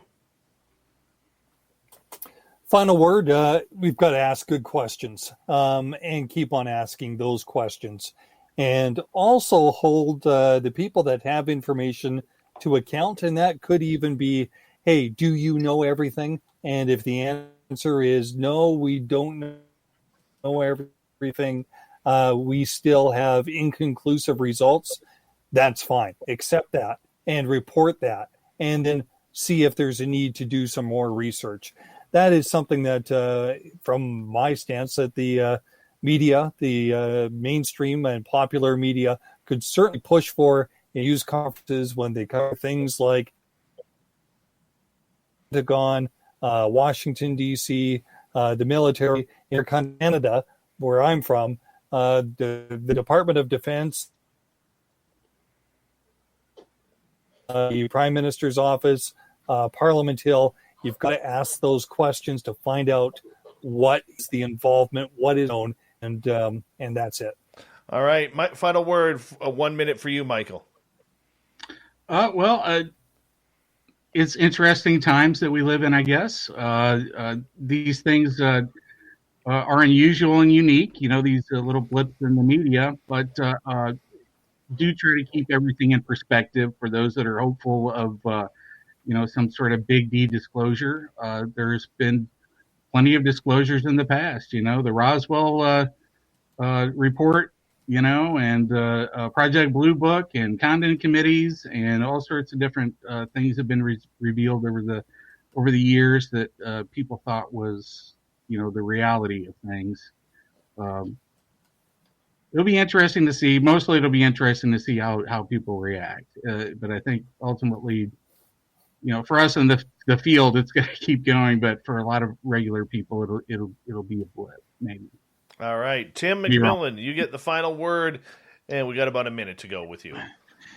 Okay, yeah, I mean, Bruce and Michael covered it well. I think that if I had any final word, it would be, just try to keep everything in perspective. Like both Bruce and Michael said about asking good questions and also being critical thinkers, but also have some fun. Don't take it so serious. It doesn't matter whether it can be aliens. But let's just have fun. Let's not make it this really kind of torturous pursuit. And bear in mind that like Michael brought up, really spoke on very well, that in terms of bridging gaps of paradigms and everything, is understand that some people believe certain things adamantly, and they may have personal experience. Maybe they've seen a UFO. Maybe they've had any personal experience. And I don't discount any of that. But understand that there is a large segment of the population that hasn't. And so you've got to bridge that gap. So what seems self-evident to somebody who's had personal experience, so they personally know something, realize that the majority hasn't. And so, a report saying there's 120 sightings that we can't explain, it's not us. We're not sure if it's Russia or China, but we're going to check it out. That's more significant than maybe people realize. because that's kind of one of those steps of bridging the gap, like Michael said. Right. Gentlemen, I want to say thank you so much for coming on our panel tonight. Michael Huntington, Tim McMillan, Bruce Claggett, along with Mark Petroni, Stephen Greenstreet, and Ryan Recker. A great mainstream media panel here talking UFOs leading up to June 25th. Thank you so much, gentlemen. As we start to close this out, I'll get you guys to hold on. We got Mr. Ron Bumblefoot Thal rocking in the background with Little Brother Is Watching. Bumblefoot is the official music of Spaced Out Radio, rocking us in and out of every single show. Get your horns up for the guitar god himself. Special thanks to everybody listening in at home, at work, in your cars, wherever you may be. Thank you to everyone tuning us in on our chat rooms, on YouTube, LGAB, Revolution Radio, Spreaker, Twitch, the Facebook, the Space Travelers Club, and all the Snarkers and Starkettes playing along at hashtag Spaced Out Radio. I'm a cover girl. I'm a cover girl too, because I use CoverGirl Simply Ageless Liquid Foundation, America's #1 anti-aging foundation brand. Simply Ageless is skincare and makeup in one. It instantly reduces the look of wrinkles and even skin tone, with hyaluronic complex and vitamin C for plump skin and a healthy youthful glow. So be a cover girl like me. And me. And get better skin at any age. Try Simply Ageless Liquid Foundation. From easy, breezy, beautiful, CoverGirl. It's the classic dilemma at Whataburger.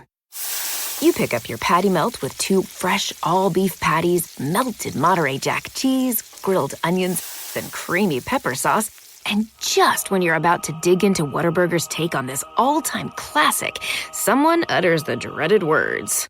Can I have a bite? Should you? Shouldn't you? Maybe you just take a big bite so you don't have to answer. Good thing that dilemma's over. Good thing there's the patty melt at Whataburger.